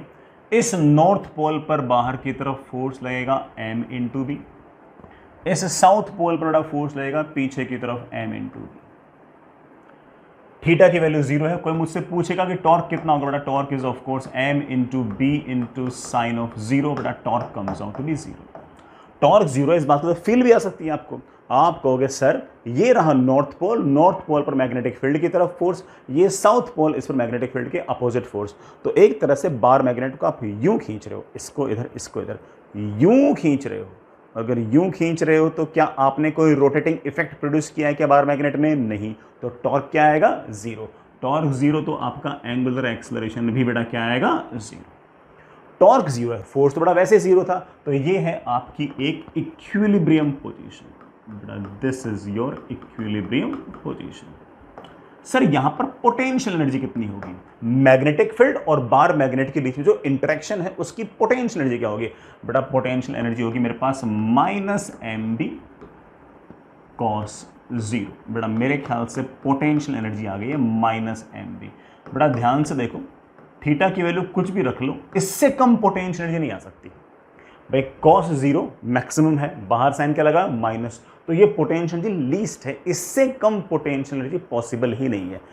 मिनिमम पोटेंशियल एनर्जी के टाइम पर जो इक्विलिब्रियम पोजीशन होता है वो स्टेबल होता है।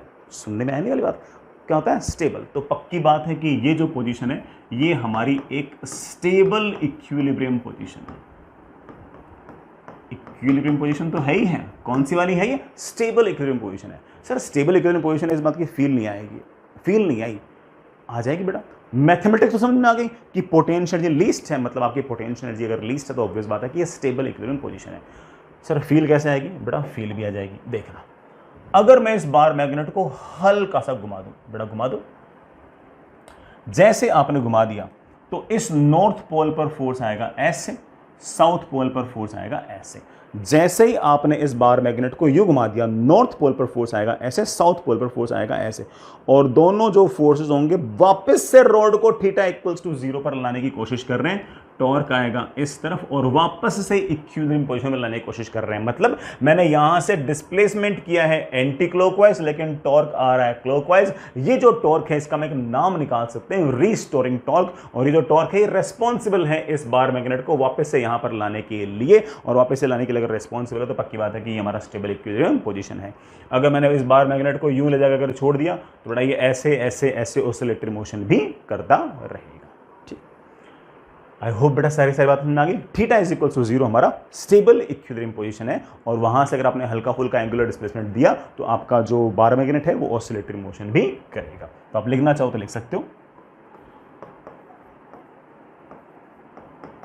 If we give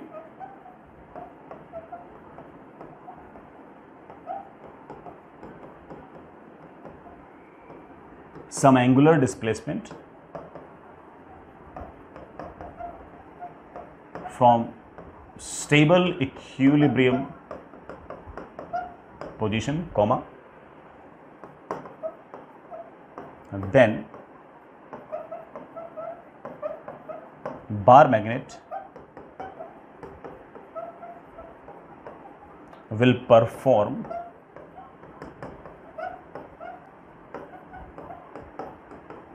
oscillatory motion. ये ऑसिलेटरी मोशन एसएचएम हो भी सकता है, नहीं भी हो सकता, डिपेंडिंग ऑन कि एंगल आपका थीटा छोटा है या बड़ा है। मैं लिख देता हूं, बाद में प्रूव कर दूंगा। अगर आपका एंगुलर डिस्प्लेसमेंट अगर स्मॉल हुआ तो ये ऑसिलेटरी मोशन एसएचएम भी होगा।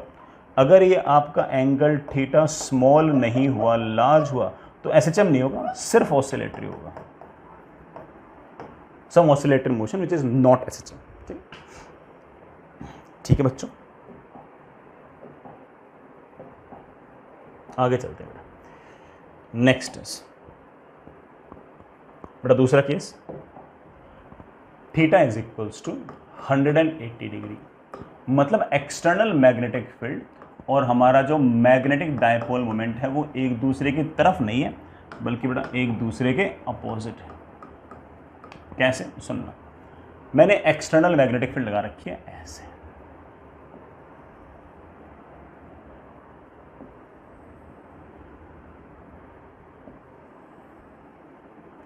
एक्सटर्नल मैग्नेटिक फील्ड लगा रखी है ऐसे, और हमारा जो मैग्नेटिक डायपोल मोमेंट है वो बड़ा एग्जैक्टली इसके अपोजिट पड़ा है। कैसे सुनिएगा, हमारा मैग्नेट बार मैग्नेट ऐसे पड़ा है,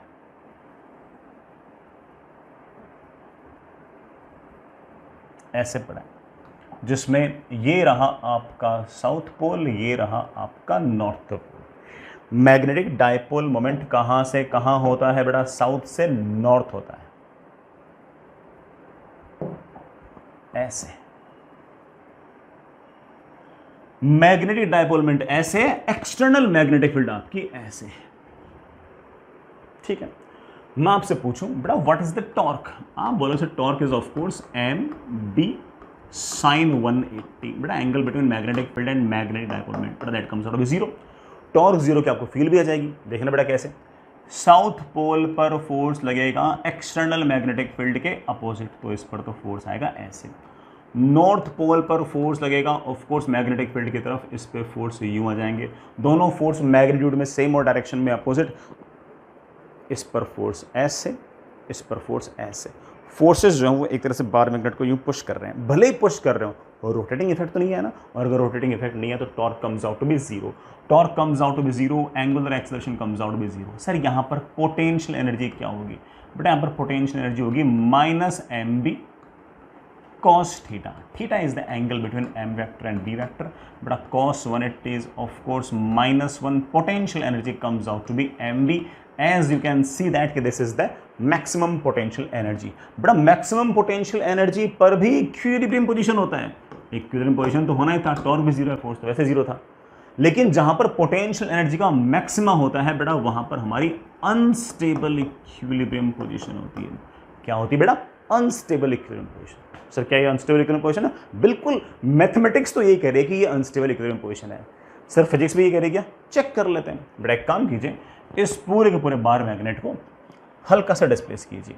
मैंने इस बार मैग्नेट को हल्का सा डिस्प्लेस किया। पहले बेटा बार मैग्नेट यू था, मैंने हल्का सा डिस्प्लेस किया। जैसे बेटा ने बार मैग्नेट को हल्का सा डिस्प्लेस किया, ये है नॉर्थ पोल। नॉर्थ पोल पर फोर्स लगेगा ऐसे, ये है बेटा साउथ पोल, इस पर फोर्स लगेगा ऐसे। जो फोर्स इस पर यूं लगा और इस पर यूं लगा, ये तो पूरी की पूरी रोड को यूं घुमा देगा। टॉर्क तो ऐसे आ जाएगा। मतलब आपने एंगुलर डिस्प्लेसमेंट दिया इस तरफ और टॉर्क भी आ गया उसी तरफ, तो ये वाला जो टॉर्क है वापस से इक्विलिब्रियम पोजीशन की तरफ लेके आएगा, दूर भगाएगा। ऑफ कोर्स दूर भगाएगा, और अगर दूर भगाएगा तो स्टेबल इक्विलिब्रियम पोजीशन है या अनस्टेबल है? ऑफ कोर्स आपका ये अनस्टेबल इक्विलिब्रियम पोजीशन है। फेयर इनफ, बन गई बेटा अपना बात। ये आपके पास एक अनस्टेबल इक्विलिब्रियम पोजीशन है। मेरे ख्याल से सब बच्चों को समझ में आ गया होगा। आगे चलते हैं बेटा, एक छोटी सी बात और प्रूव करनी है और मुझे याद करानी है। सुनना बेटा, हमने जो भी थीटा इज इक्वल्स टू 0 वाला केस देखा बेटा, कौन सा? स्टेबल इक्विलिब्रियम पोजीशन वाला केस देखा, उस पर वापस से आते हैं। सुनना मेरे प्यारे बच्चों, ये आपके पास कोई एक्सटर्नल मैग्नेटिक फील्ड है ऐसे,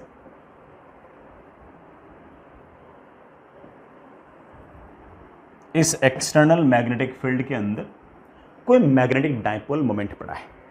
जो मैग्नेटिक डायपोल मोमेंट पड़ा है बड़ा वो ऐसा सा पड़ा है, लेट्स से ऐसे। बार मैग्नेट है बड़ा, यूं पड़ी है। इस बार मैग्नेट को बड़ा, ये नॉर्थ पोल, ये south pole, magnetic dipole moment ऐसे, मैग्नेटिक फील्ड भी ऐसे, थीटा इक्वल्स टू 0। मैंने इस बार मैग्नेट को हल्का सा रोटेट किया और आपकी बार मैग्नेट जो वो ऐसी हो गई, ऐसे हो गई। दिस इज नॉर्थ पोल बड़ा, दिस इज साउथ पोल। मैंने इसको एंगुलर डिस्प्लेसमेंट दिया है ऐसे थीटा, तो मेरे बच्चे जानते हैं कि टॉर्क आएगा ऐसे, और उस टॉर्क की वैल्यू होगी of course M B sine theta. क्या सर ये एसएचएम कर रहे हैं? क्या एसएचएम करने की, सॉरी एंगुलर एसएचएम की दो कंडीशंस होती हैं। पहली ये कि इक्विलिब्रियम पोजीशन से अगर मैंने एंगुलर डिस्प्लेसमेंट अगर एंटी क्लॉकवाइज दिया है तो टॉर्क क्लॉकवाइज आना चाहिए, ये वाली कंडीशन तो फुलफिल है। दूसरी कंडीशन होती है कि टॉर्क जो है वो डायरेक्टली प्रोपोर्शनल टू थीटा होना चाहिए। सर यहाँ पर तो torque directly proportional to theta नहीं है सर, ये तो directly proportional to sine theta है। बेटा सही बात है, तो सर क्या ये एसएचएम होना ज़रूरी है? बिल्कुल ज़रूरी नहीं है, लेकिन अगर मान लीजिए कभी ऐसा हुआ कि आपके थीटा की वैल्यू छोटी हुई, अगर आपकी थीटा की वैल्यू छोटी हुई तो आप ये कह सकते हो कि ये जो टॉर्क है या फिर ये जो रीस्टोरिंग टॉर्क है, इसको आप लिख सकते हो कि this is M B sine theta which can approximately written as that is mb theta। Torque की एसएचएम की दोनों कंडीशन फुलफिल हो गई है। एंगुलर डिस्प्लेसमेंट के अपोजिट डायरेक्शन में टॉर्क होना चाहिए और torque directly proportional to theta होना चाहिए। इसका मतलब हम लोगों ने प्रूव कर दिया है कि it is going to perform angular SHM. Sir क्या मैं उस एंगुलर एसएचएम का टाइम पीरियड निकाल सकता हूं? बिल्कुल। Torque is always equals to मेरे प्यारे बच्चों आई इंटू अल्फा। अल्फा की वैल्यू मेरे पास आ गई है बड़ा कितनी? M B upon I into theta. What is this? इतना तो बेटा एसएचएम याद ही होगा कि angular acceleration equal to something into theta. बेटा this is something is always your angular frequency का square, so omega comes out to be under root of m B upon I. और अगर मुझे टाइम पीरियड चाहिए तो that is of course 2 pi by omega.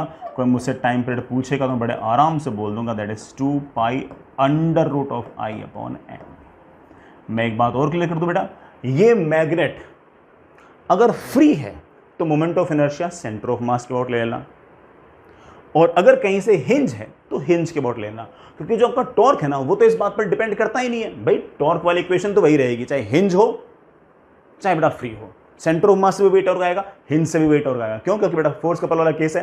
Force couple वाले case में torque इस बात पर डिपेंड नहीं करता कि आप बेटा कहां से टॉर्क की वैल्यू लिख रहे हो।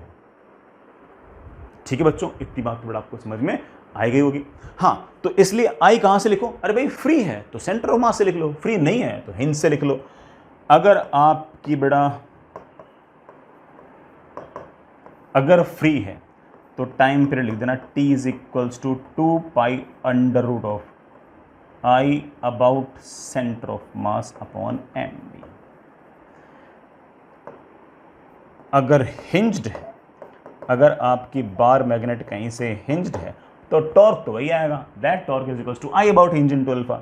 आई अबाउट हिंज यूज कर लेना बेटा, that is I about hinge upon M. बेटा ये एच ना, ये आई अबाउट हिंज है, इसका अर्थ आई एच मतलब मोमेंट ऑफ इनर्शिया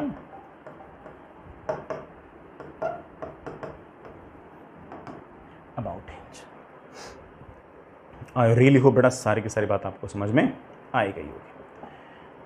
ये हमने जो टाइम पीरियड का फॉर्मूला निकाला बड़ा प्लीज हो सके तो याद रखिए, चलिए आगे चलते हैं। एक और सवाल है, सिंपल सवाल इस तरह से बेटा कि आपके पास इस तरह से कोई एक्सटर्नल मैग्नेटिक फील्ड है, इस एक्सटर्नल मैग्नेटिक फील्ड के अंदर आपने बेटा इस तरह से कोई मैग्नेटिक डायपोल मोमेंट छोड़ रखा है। बेटा बार मैग्नेट है ऐसे, बार मैग्नेट और मैग्नेटिक फील्ड के बीच में एंगल है 120 और यहां से आपने इस बार मैग्नेट को रिलीज किया। अब सुनना बेटा, इस बार मैग्नेट पर टॉर्क आएगा ऐसे, और वो जो टॉर्क होगा लगातार इसके ओमेगा को बढ़ाएगा बढ़ाएगा बढ़ाएगा बढ़ाएगा बढ़ाएगा बढ़ाएगा बढ़ाएगा बढ़ाएगा बढ़ाएगा बढ़ाएगा बढ़ाएगा। इस टाइम पर ओमेगा सबसे ज्यादा। जैसे ही आपकी बेटा रॉड, जैसे आपकी बार मैग्नेट यूं हुई, अब टॉर्क लग जाएगा ऐसे, वो लगातार ओमेगा घटाएगा घटाएगा घटाएगा घटाएगा घटाएगा घटाएगा घटाएगा घटाएगा 120 पे आके वापस रुक जाएगा, फिर ओमेगा बढ़ेगा, फिर ओमेगा घटेगा, वगैरह वगैरह लगातार चलता जाएगा। Will it perform oscillatory motion? Of course, पहले ओमेगा बढ़ेगा फिर घटेगा फिर बढ़ेगा फिर घटेगा। Is it performing SHM? नहीं, एसएचएम सिर्फ तब होता है जब एंगल थीटा आपका छोटा होता है, 120 डिग्री को छोटा होता है। क्या हम इसकी मैक्सिमम काइनेटिक एनर्जी निकाल सकते हैं? बिल्कुल निकाल सकते हैं। मैक्सिमम काइनेटिक एनर्जी तब होगी जब बड़ा ओमेगा मैक्सिमम होगा। ओमेगा मैक्सिमम कब होगा? जब बड़ा आपके सारे के साथ जो रोड है वो यूं। सवाल लिखिए बेटा, फाइंड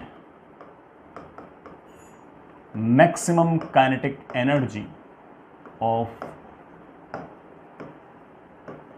बार मैग्नेट।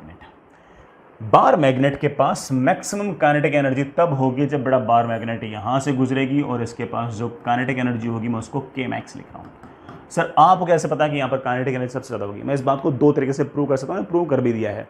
यहां से यहां तक लगातार ओमेगा बढ़ा बढ़ा बढ़ा बढ़ा बढ़ा, यहां पर ओमेगा मैक्सिमम, फिर ओमेगा लगातार घटा, तो ओमेगा मैक्सिमम तो काइनेटिक एनर्जी मैक्सिमम। एक तरीका और, भाई एक बार अगर आपने छोड़ दिया तो एक्सटर्नल एजेंट का वर्डन तो है नहीं, तो टोटल मैकेनिकल एनर्जी तो कंजर्व है। और अगर टोटल मैकेनिकल एनर्जी कंजर्व है तो हम बड़े आराम से ऐसा कह सकते हैं कि जहां पर आपकी पोटेंशियल एनर्जी लीस्ट होगी वहां पर काइनेटिक एनर्जी सबसे ज्यादा होगी। आप तो जानते हो कि थीटा इक्वल्स टू 0 पर आपकी पोटेंशियल एनर्जी लीस्ट है, तो ऑफकोर्स वहां पर काइनेटिक एनर्जी सबसे ज्यादा है। आपको सिर्फ और सिर्फ यहां से यहां तक TMAC लगाना है, आपका आंसर बड़े इत्मीनान से आ जाएगा। What is initial kinetic energy? Released. What is initial potential energy? minus mb cos 120 should be equal to final kinetic energy. हाँ बेटा, final kinetic energy is kmax. What is final potential energy? बेटा final potential energy is of course minus mb cos 0. बेटा cos 120 -1 होता है, minus minus बेटा plus हो जाएगा। kmax की बेटा मेरे पास वैल्यू आ गई है, that is 3/2 times। अगर हमें इस बार मैग्नेट का अगर मोमेंट ऑफ इनर्शिया दे रखा होता तो हम बड़ा ओमेगा मैक्सिमम में निकाल सकते थे। हम कह सकते थे कि this K max is equals to half I omega square, हम वो भी निकाल सकते थे। ठीक है बच्चों, चलिए प्यारे बच्चों एक छोटी सी बात और करते हैं। ऐसे सिंपल सी बात है, ठीक है। इस तरह के सारे सवाल बड़ा आपको पहले भी सिखा चुका हूँ। सर कब सिखाए थे? बड़ा इलेक्ट्रोस्टैटिक्स में सिखाए थे। आपके पास बड़ा इस तरफ कोई मैग्नेटिक फील्ड है, स्ट्रेंथ ऑफ मैग्नेटिक फील्ड आपको बी दे रखी है, और आपके पास कोई बार मैग्नेट है ऐसे। बार मैग्नेट का मैग्नेटिक डायपोल मोमेंट है m, और वो शुरुआत में मैग्नेटिक फील्ड से एंगल बना रही है 60 डिग्री। छोड़ दूंगा तो ऑफ कोर्स यूं आएगा ओमेगा बढ़ेगा फिर घटेगा, फिर ओमेगा बढ़ेगा घटेगा, ऐसे चलता रहेगा। मैं चाहता हूं कि मैं इस बार मैग्नेट को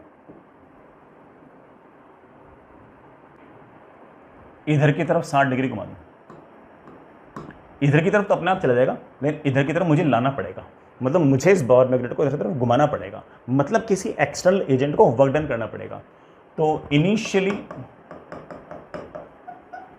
इस तरफ थी, किसी एक्सटर्नल एजेंट ने उसको स्लोली इस तरफ घुमा दिया है और फाइनली बेटा इसको इधर ले आए हैं, ठीक है। Find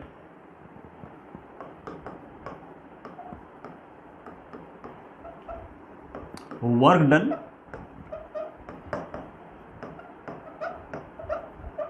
by external agent to rotate the bar magnet by angle 60 degree. बेटा 60 डिग्री एंगल घुमाने के लिए कितना वर्क डन करना पड़ेगा? बेटा वेरी सिंपल, बहुत सिंपल। एक्सटर्नल एजेंट का work done is always equals to change in total mechanical energy, मतलब change in kinetic plus change in potential. सिखा कर हम लोग बहुत बार। चेंज इन काइनेटिक तो जीरो है क्योंकि स्लोली है, तो this must be equals to change in potential energy, that must be equals to U final minus U initial. Sir what is U final? बेटा फाइनल पोटेंशियल एनर्जी है minus M B cos, बेटा angle कितना है? B vector और M vector के बीच में 120 minus initial potential energy कितनी है? बेटा इनिशियल पोटेंशियल एनर्जी है minus M B cos 60 minus minus बेटा प्लस, आई थिंक बेटा answer comes out to be बेटा एम बी है ना आंसर। बेटा this is the work done by external agent.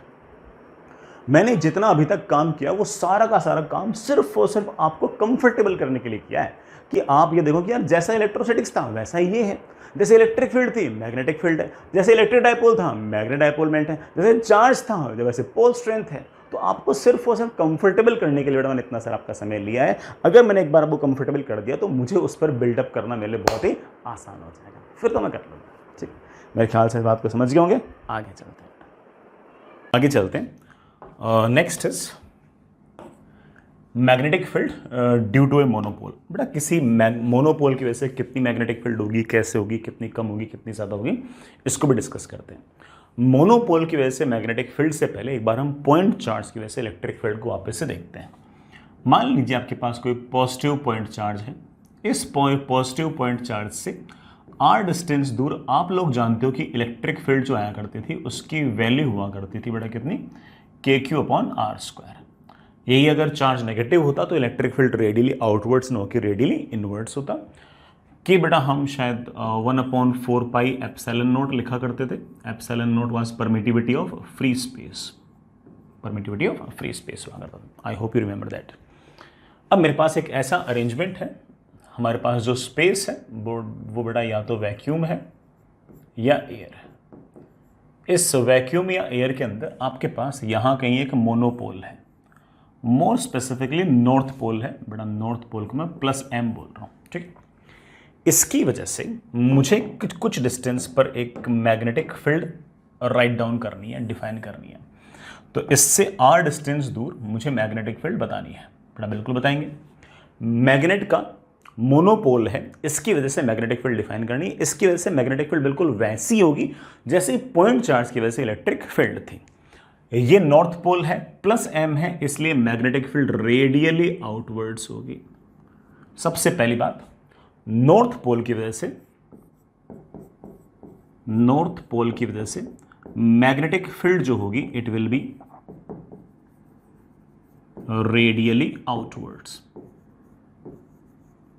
But it will B radially outwards, ठीक है। इस magnetic field की जो वैल्यू होगी बेटा it will be directly proportional to pole strength. ऐसे तो अपने डिफाइन किया था, जितनी ज्यादा पोल स्ट्रेंथ होगी आस पड़ोस के रीजन के अंदर मैग्नेटिक इफेक्ट उतने ही ज्यादा होंगे। मैग्नेटिक इफेक्ट्स को प्रेजेंट करने के लिए हम लोगों ने बेटा मैग्नेटिक फील्ड टर्म यूज कर रखी है। तो जितनी ज्यादा पोल स्ट्रेंथ बेटा मैग्नेटिक फील्ड उतनी ही ज्यादा। And this magnetic field will be inversely proportional to the square of the distance. और कुल मिलाकर मेरे पास मैग्नेटिक फील्ड का स्केलर फॉर्म में एक फॉर्मूला आ गया कि some constant into m/r², some constant into m/r²। बेटा इस कांस्टेंट को हम k ना लिखकर हमेशा ही μ0/4π लिखेंगे, μ0/4π लिखेंगे, हमेशा ही हम इसे μ0/4π लिखेंगे। बेटा जैसे वहां पर एप्सिलॉन नॉट था वैसे यहां पर μ0 है। ये सारा का सारा अरेंजमेंट वैक्यूम या फिर एयर है। μ0 का हम नाम निकाल रहे हैं, बेटा देखना क्या नाम निकाल रहे हैं हम। इसे हम बोल रहे हैं परमिएबिलिटी ऑफ वैक्यूम या बेटा फ्री स्पेस। जैसे बेटा परमिटिविटी थी, मोर और लेस बेटा वैसे आपके पास परमिबिलिटी एक बार के लिए इतने हमारे लिए काफ़ी है। म्यू नॉट की जो वैल्यू है बेटा वो आपके पास आएगी। मैं एक बार वैल्यू निकालने से पहले आपसे एक बार इसकी यूनिट पूछ रहा हूँ, इसी बहाने बेटा की प्रैक्टिस भी होगी। बेटा एज ए सवाल लिखो, find unit and dimension of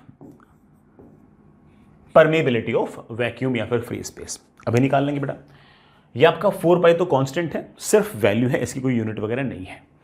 magnetic field की वैसे तो हम यूनिट जानते हैं कि टेस्ला है, अदरवाइज बेटा हमने देखा था कि magnetic field basically Newton per ampere into metre थी। याद है ना बेटा, हमने थोड़ा टाइम पहले निकाला था।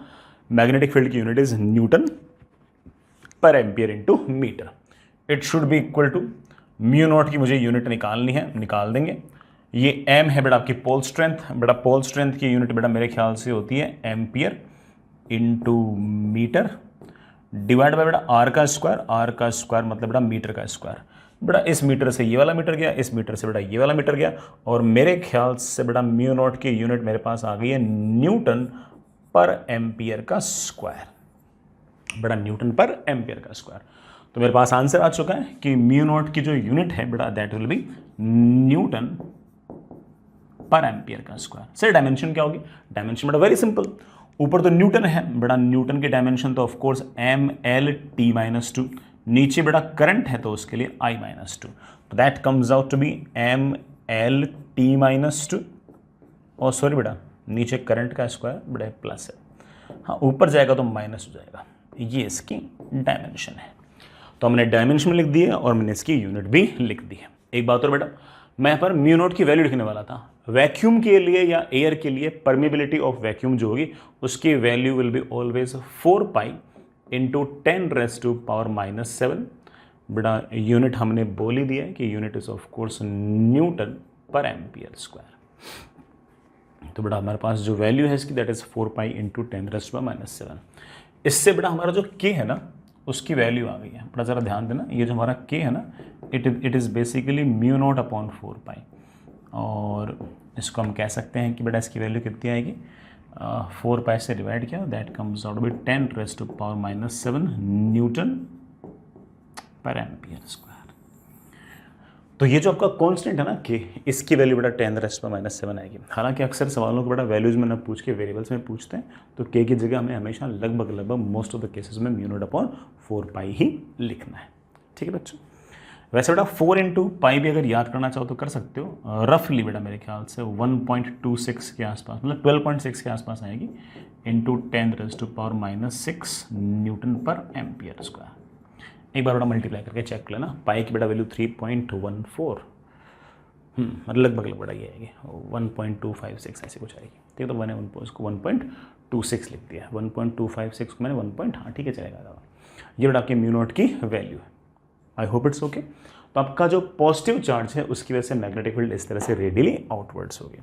आगे चलते हैं बेटा, अगर आपके पास कोई साउथ पोल हुआ, मतलब जिसकी पोल स्ट्रेंथ अगर नेगेटिव है, और फिर मुझसे कोई पूछ ले कि इससे r डिस्टेंस दूर मैग्नेटिक फील्ड कितनी होगी, कैसे होगी, यहाँ पर जो मैग्नेटिक फील्ड होगी वो रेडियली इनवर्ड्स होगी, बस इतना सा ही अंतर है। और इस मैग्नेटिक फील्ड का फॉर्मूला बेटा वापस से वही आएगा, that is km/r²। That is बेटा ऑफ कोर्स बेटा के हम ज़्यादा लिखना पसंद नहीं करेंगे, हम हमेशा उसको म्यू नॉट अपॉन 4 पाई ही लिखना पसंद करेंगे। Mu naught upon 4 pi into m/r²। बस इतना सा फर्क है कि नेगेटिव चार्ज की वजह से मैग्नेटिक फील्ड जो है वो रेडियली इनवर्ड्स है, और सॉरी नेगेटिव चार्ज की वजह से नहीं बेटा, नेगेटिव पोल स्ट्रेंथ की वजह से मैग्नेटिक फील्ड इनवर्ड्स है, और पॉजिटिव की वजह से हमेशा रेडियली आउटवर्ड्स है। ये आपके पास बड़ा मैग्नेटिक फील्ड है।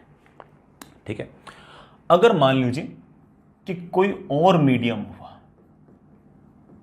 अगर कोई भी और मीडियम हुआ तो हम हल्का सा चेंज कर देंगे, हम मैग्नेटिक फील्ड के फॉर्मूले में हल्का सा चेंज कर देंगे, और वो चेंज ये है कि म्यू नॉट की बजाय म्यू अपॉन 4 पाई m/r² लिख देंगे। सर ये म्यू क्या है? बेटा म्यू है उस मीडियम की परमिएबिलिटी, जो भी मीडियम है उसकी परमिएबिलिटी। लिखना चाहता लिख सकते हो, म्यू इज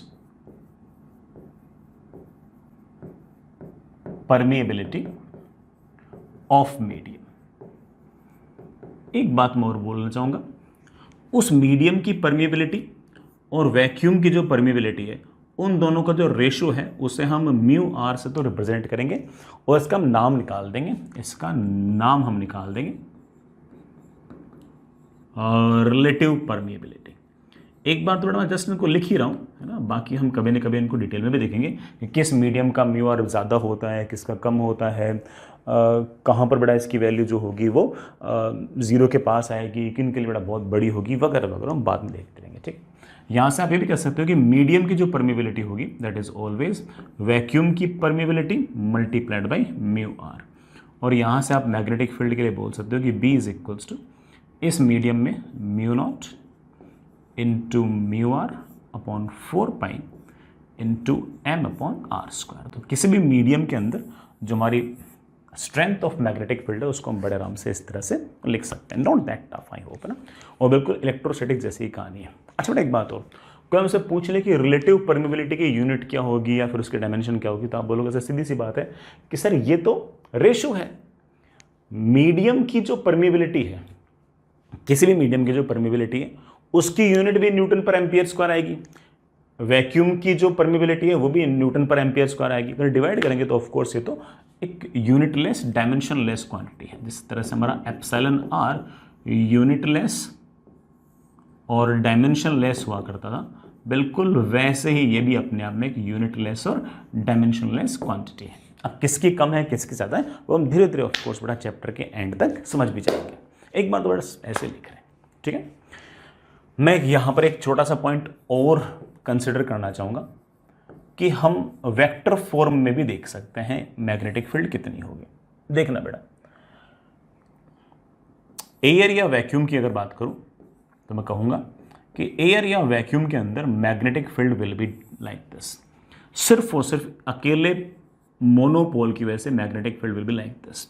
सुनना बेटा, मैग्नीट्यूड कितना है, मैग्नीट्यूड है mu naught upon 4 pi M upon R square, ये तो मैग्नीट्यूड है। रही बात डायरेक्शन की, बेटा डायरेक्शन लिख दो आर कैप, डायरेक्शन लिख दो आर कैप, क्योंकि जो भी आपकी मैग्नेटिक फील्ड है वो है तो बेटा इस आर वेक्टर के अलोंग ही, या तो आर वेक्टर की तरफ है या आर वेक्टर के अपोजिट है, तो मैंने आर कैप लिख दिया। R cap can always be written as, ध्यान देखना बेटा, R vector can always be written as, sorry R cap can always be written as R vector upon magnitude of R. तो आप इसको लिख सकते हो, नीचे तो आ जाएगा आर क्यूब और ये मेरे पास आ गया आर वेक्टर। तो मैग्नेटिक फील्ड अगर वेक्टर फॉर्म में अगर लिखना चाहो तो ऐसे लिख सकते हो बेटा, ऐसे लिख सकते हो। मैं यहाँ पर एक छोटा सा पॉइंट और बोलूँगा कि अगर वेक्टर फॉर्म में लिख रहे हो ना तो इस m को विद साइन लिख दिया करो, विद साइन लिख दिया करो। देखो कितना बढ़िया मामला सेट हो जाएगा। अगर आपके m की वैल्यू पॉजिटिव हुई, जैसे कि हमारे नॉर्थ पोल के लिए होती है, तो मैग्नेटिक फील्ड जो होगी वो आर वेक्टर के अलोंग हो जाएगी। क्या सचमुच में नॉर्थ पोल के लिए प्लस m के लिए जिस तरफ आर वेक्टर है उसी तरफ मैग्नेटिक फील्ड है क्या? Of course. अगर आपके m की वैल्यू नेगेटिव हुई, माइनस में हुई, तो माइनस में रख दो इसको, माइनस में रखते हैं आपका बी वेक्टर और आर वेक्टर एक दूसरे के एंटी पैरेलल हो गए। क्या सचमुच में साउथ पोल के लिए बी वेक्टर और आर वेक्टर एक दूसरे के अपोजिट है क्या? ऑफ कोर्स अपोजिट है। तो जब भी वेक्टर फॉर्म में लिखना चाहो तो आप इस तरह के फॉर्मूले को याद कर सकते हो और उसको नेगेटिव साइन के साथ लगा दो। हालांकि इस फॉर्मूले पर कोई सवाल कभी आज तक बड़ा पूछा नहीं है, बट मैं इसे थोड़ी कंपेरिजन कर रहा हूँ कि इलेक्ट्रोस्टैटिक्स में क्या था और यहाँ पर क्या है। अगर मैं किसी और मीडियम की बात करूँ तो बड़ा हल्का सा डिफरेंस आएगा, डिफरेंस से बड़ा आपको समझ में आ गया है। अगर कोई मुझसे पूछ ले कि सर कोई और मीडियम में क्या कहानी होगी, बड़ा और मीडियम में ये कहानी होगी, बी वेक्टर विल बी उस मीडियम की परमिएबिलिटी अपॉन 4 पाई एम, बेटा जो भी है उसको लिख देना R vector upon R cube. Positive है तो पॉजिटिव, नेगेटिव है तो नेगेटिव। सॉरी बेटा,